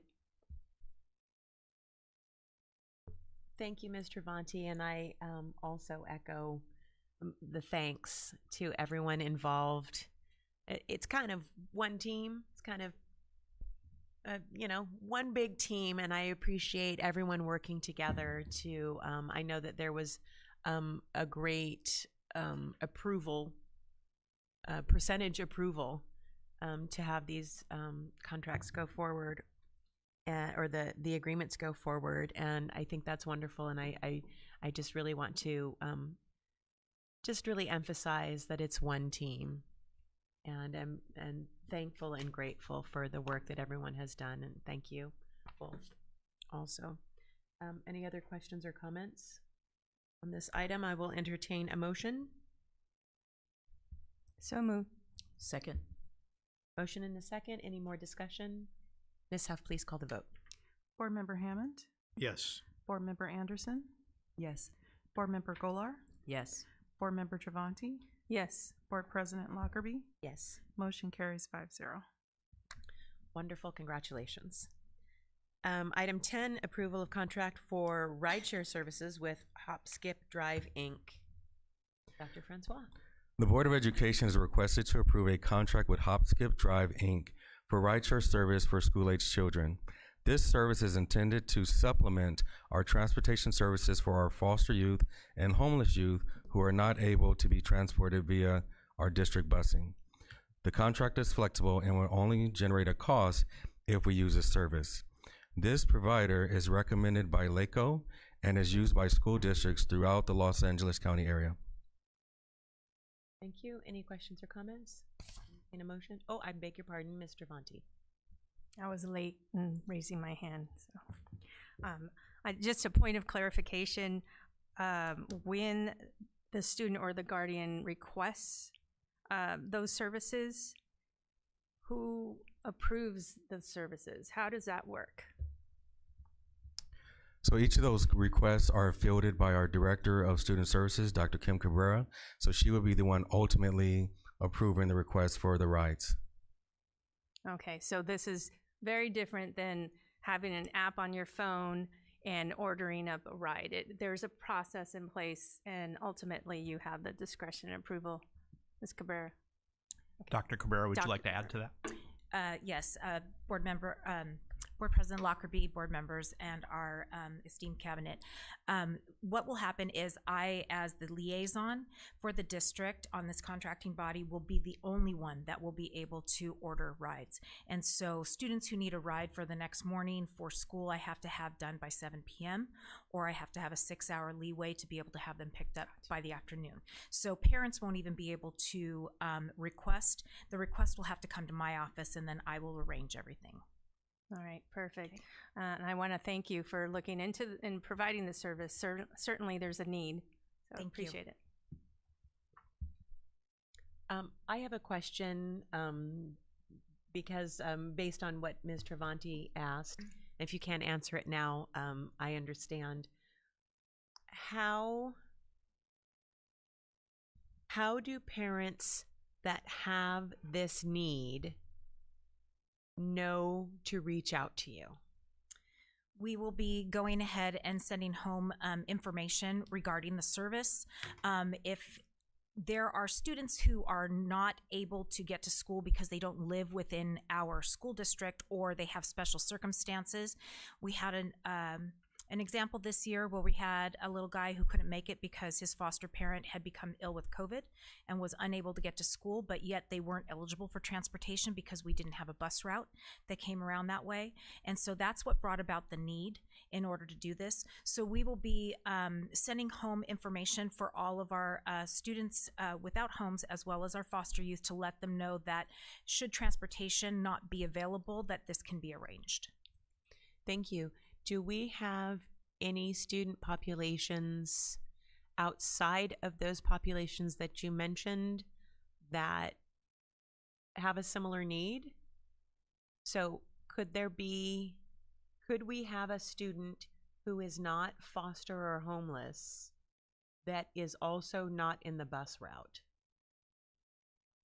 That Did may that be question make likely. sense? That may be a case, but my funding is very specific as to who I'm able to serve. So this only serves our homeless and foster youth. Thank you.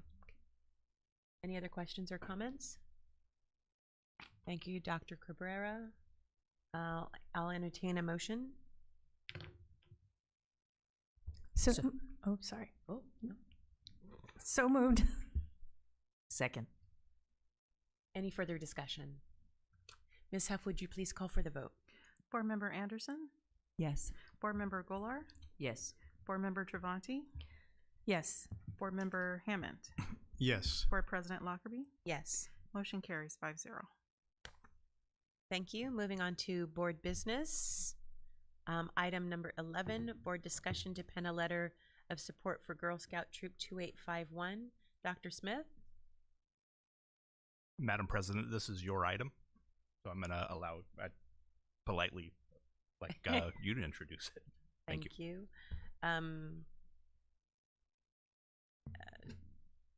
So would the board like to pen a letter of support for Monrovia Duarte Girl Scout Troop 2851, promoting equitable access to feminine hygiene products for women in the SNAP program, CalFresh program? Do I entertain a motion, or do I take a straw poll? You can do. It's a board discussion. So entertain discussion. May I, just for the public and for audience members that may have not been here last meeting, can you give a background? I wasn't prepared. Okay. Thank you. So last board meeting, 2 Girl Scouts from Troop 2851 who are working on their Silver Award project asked us if we would be willing to pen a letter of support. Their Silver Award project is to ask a state legislator to author a bill that would require CalFresh, which are food stamps, which is the new food stamp program name, to allow women in that program to use their benefits to buy feminine hygiene products.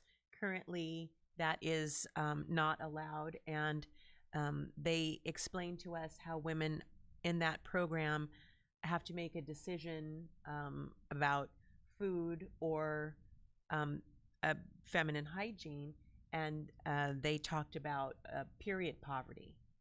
And so they are looking to contact a legislator to draft a bill, to create a bill, and they are asking the board to give them a letter of support to take to that legislator.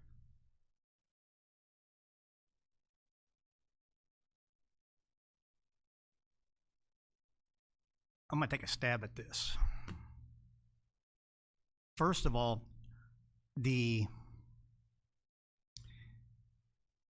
it's not really school related. That's one. 2, and I'm trying to get the gist here. If this is a civics lesson that we're helping young people to learn how to do, I'm 100% behind that. How do you approach your elected officials in order to get something accomplished? 100% behind that.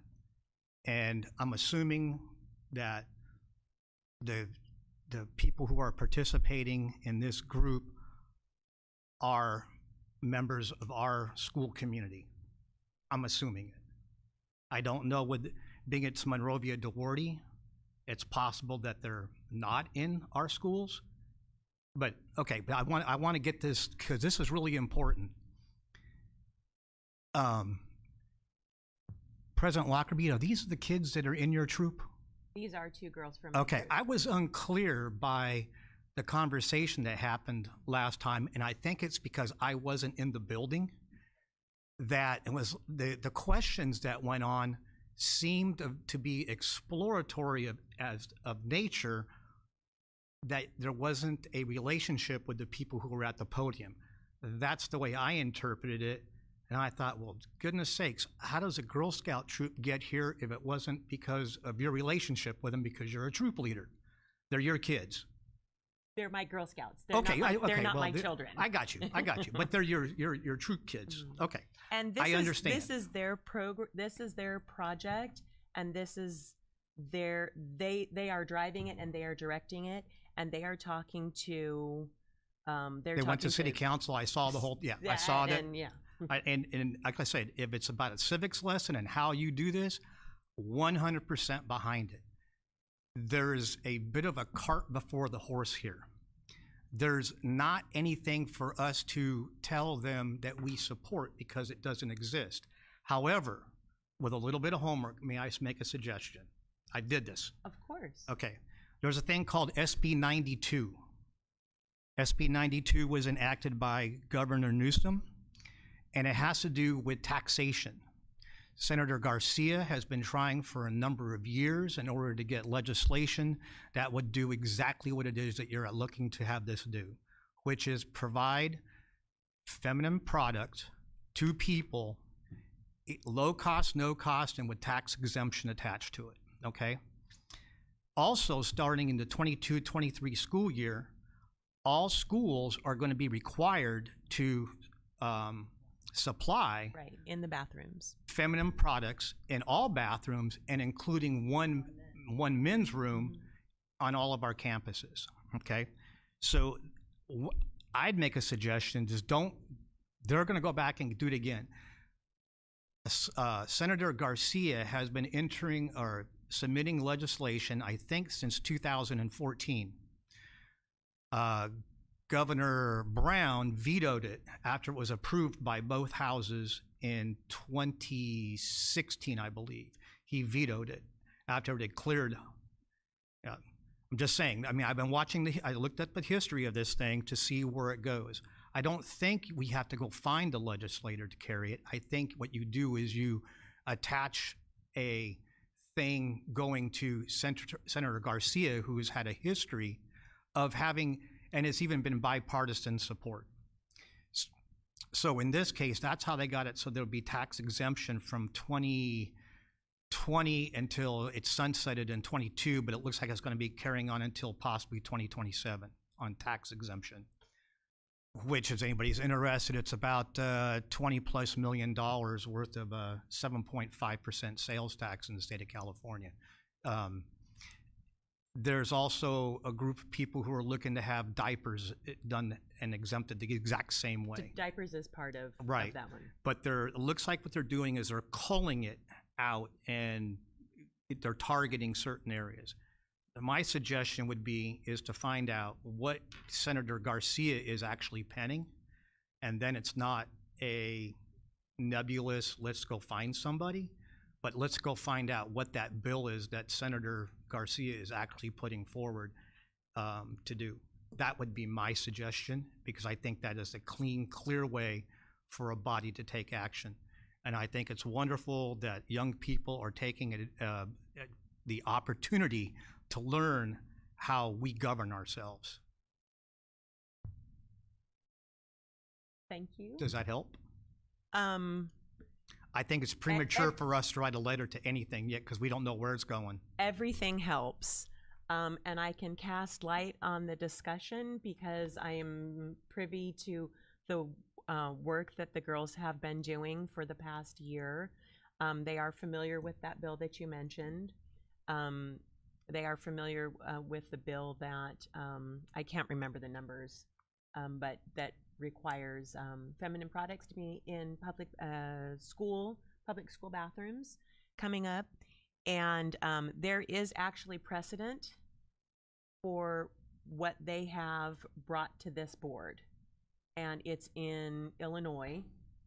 And it is exactly what they want to do. So they researched what the two that you had mentioned, and they had researched a lot, and they have also spoken with legislators. So they have a legislator in mind to bring this request to, and there is precedent.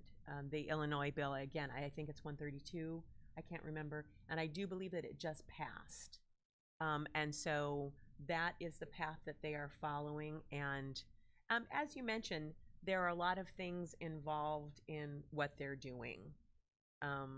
They're learning their civics. They're learning how to speak in public. They're learning how to gain support. They're learning how to do research. So all of this stuff is our lessons, and they hope to get an objective, and they're extremely passionate. These two girls are extremely passionate about this. And you mentioned it's not really school related. One of the reasons, well, the primary reason that they came to this board is because they happen to know me and know all of you. They are our students. Okay. They're both Clifton students. But I think what actually drove them to find this particular aspect was talking to the president of the Duarte board and listening to other women and listening to other women in government and listening to other people guided them to this. And that's why they decided to do that. And one of the things that they spoke about here in front of us was the number of absentee girls between 12 and 18 that are absent from school because of period poverty. And that's one of the reasons why they wanted to talk to the schools, is because not having access to this does create period poverty. We understand that hopefully that will be eliminated with the new bill that requires it to be in restrooms.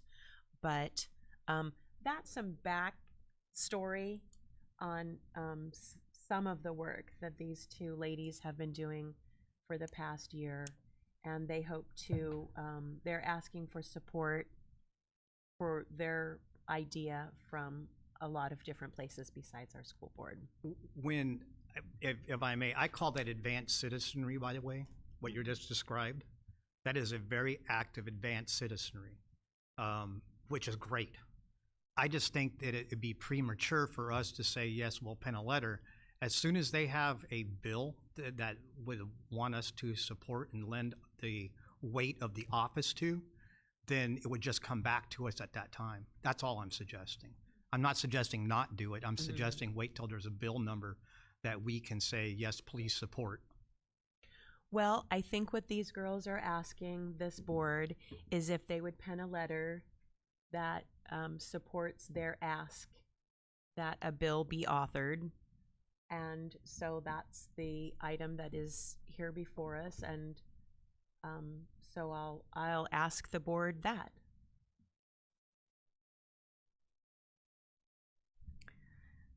I just looked up where Congressman Mike Garcia, is that who you were talking about? No. Is it Mike Garcia? No. It's, I'll get her name. Okay. Then I looked up the wrong person, because I just wanted to see what location he covered. She? What area, do you know? There's actually two. There was a senator from San Diego who I think co-authored 92. Okay. I didn't get into the authors. I was looking to see when they passed, how they passed, because there had been so much trouble getting things passed before. That's why I was wondering, what was it? It is actually a committee on budget and fiscal review for taxation that passed it so that the sales tax would go away for 2 years, possibly to 2027. Yeah, and the taxation just expired, and it was feminine products and diapers, but it does look like it's going to go to 27. Yeah, be extended.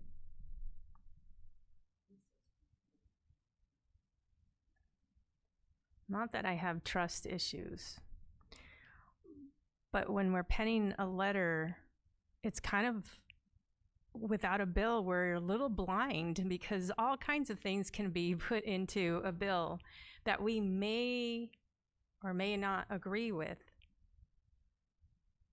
So I think this is premature, and we should probably wait till this local person that they spoke to can maybe work with this other person or author their own.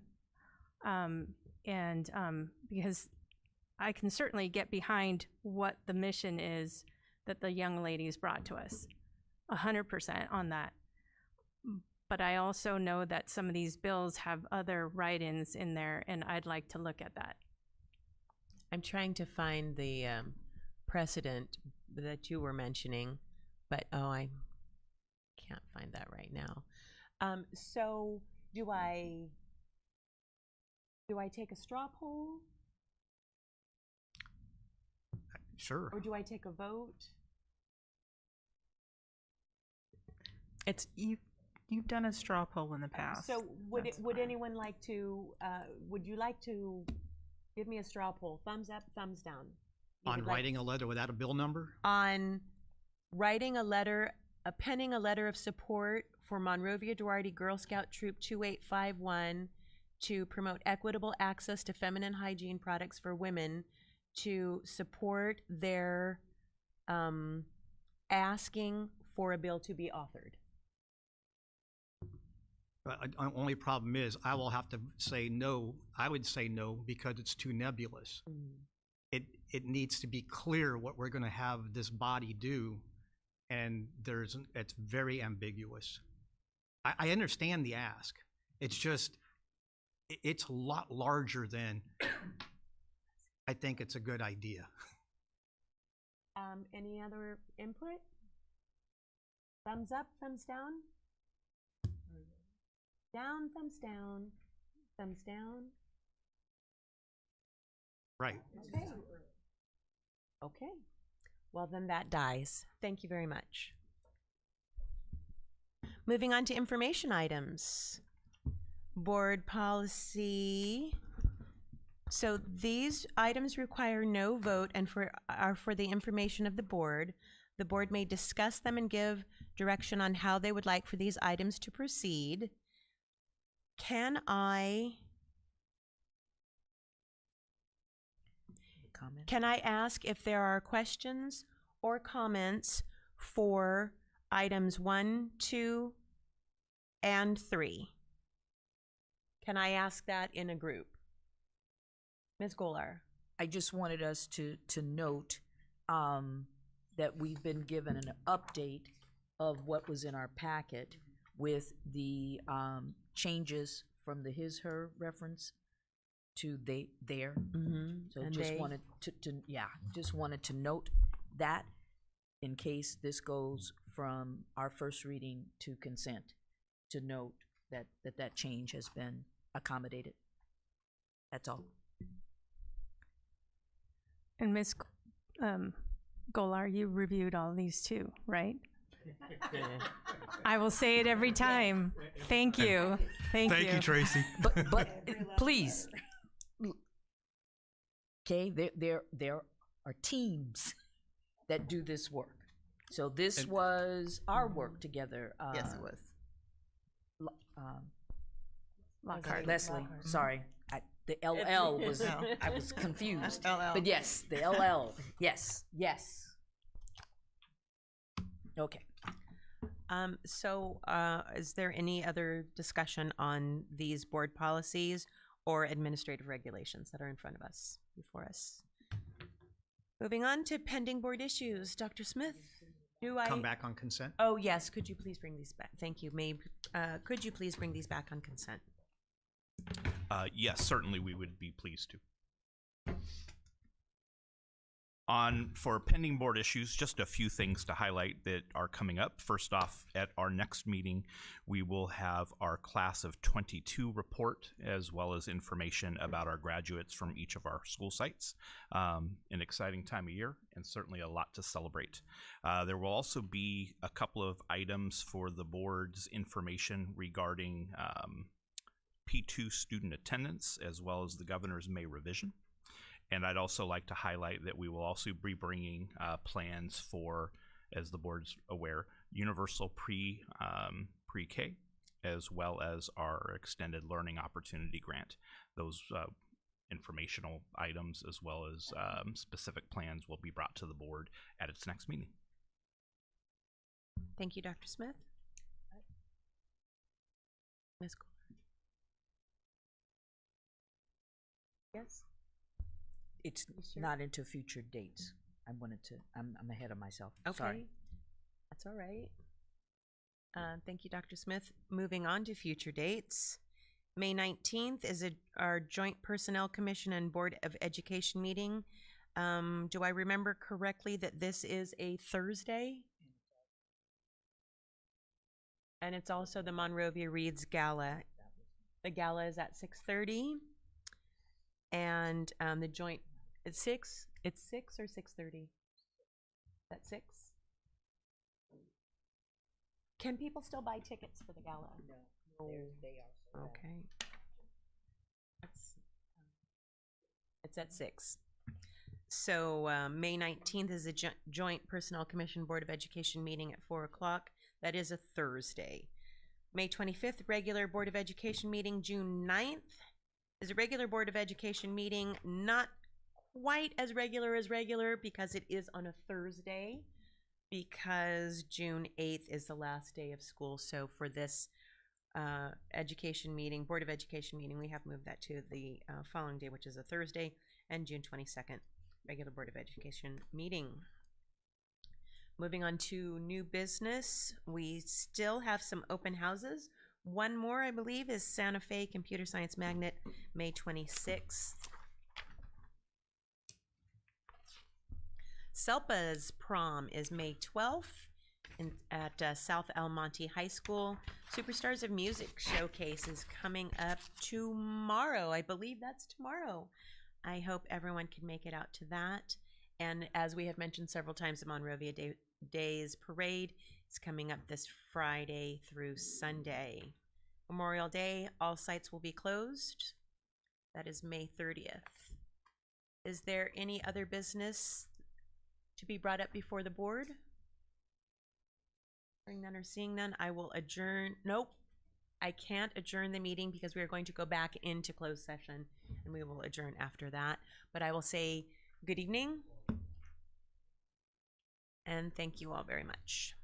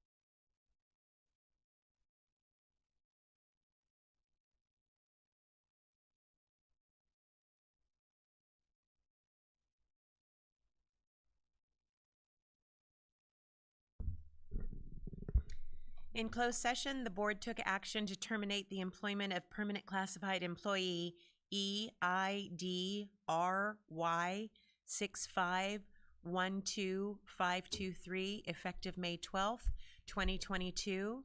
The vote was yes unanimously. And also in closed session, the board unanimously approved the appointment of Dr. Greg Puccia. Thank you, Greg Puccia, as to the position of Assistant Superintendent of Human Resources effective July 1st, 2022. At this time, I would like to adjourn the closed session and adjourn the regular Board of Education open session meeting at 9:19 p.m.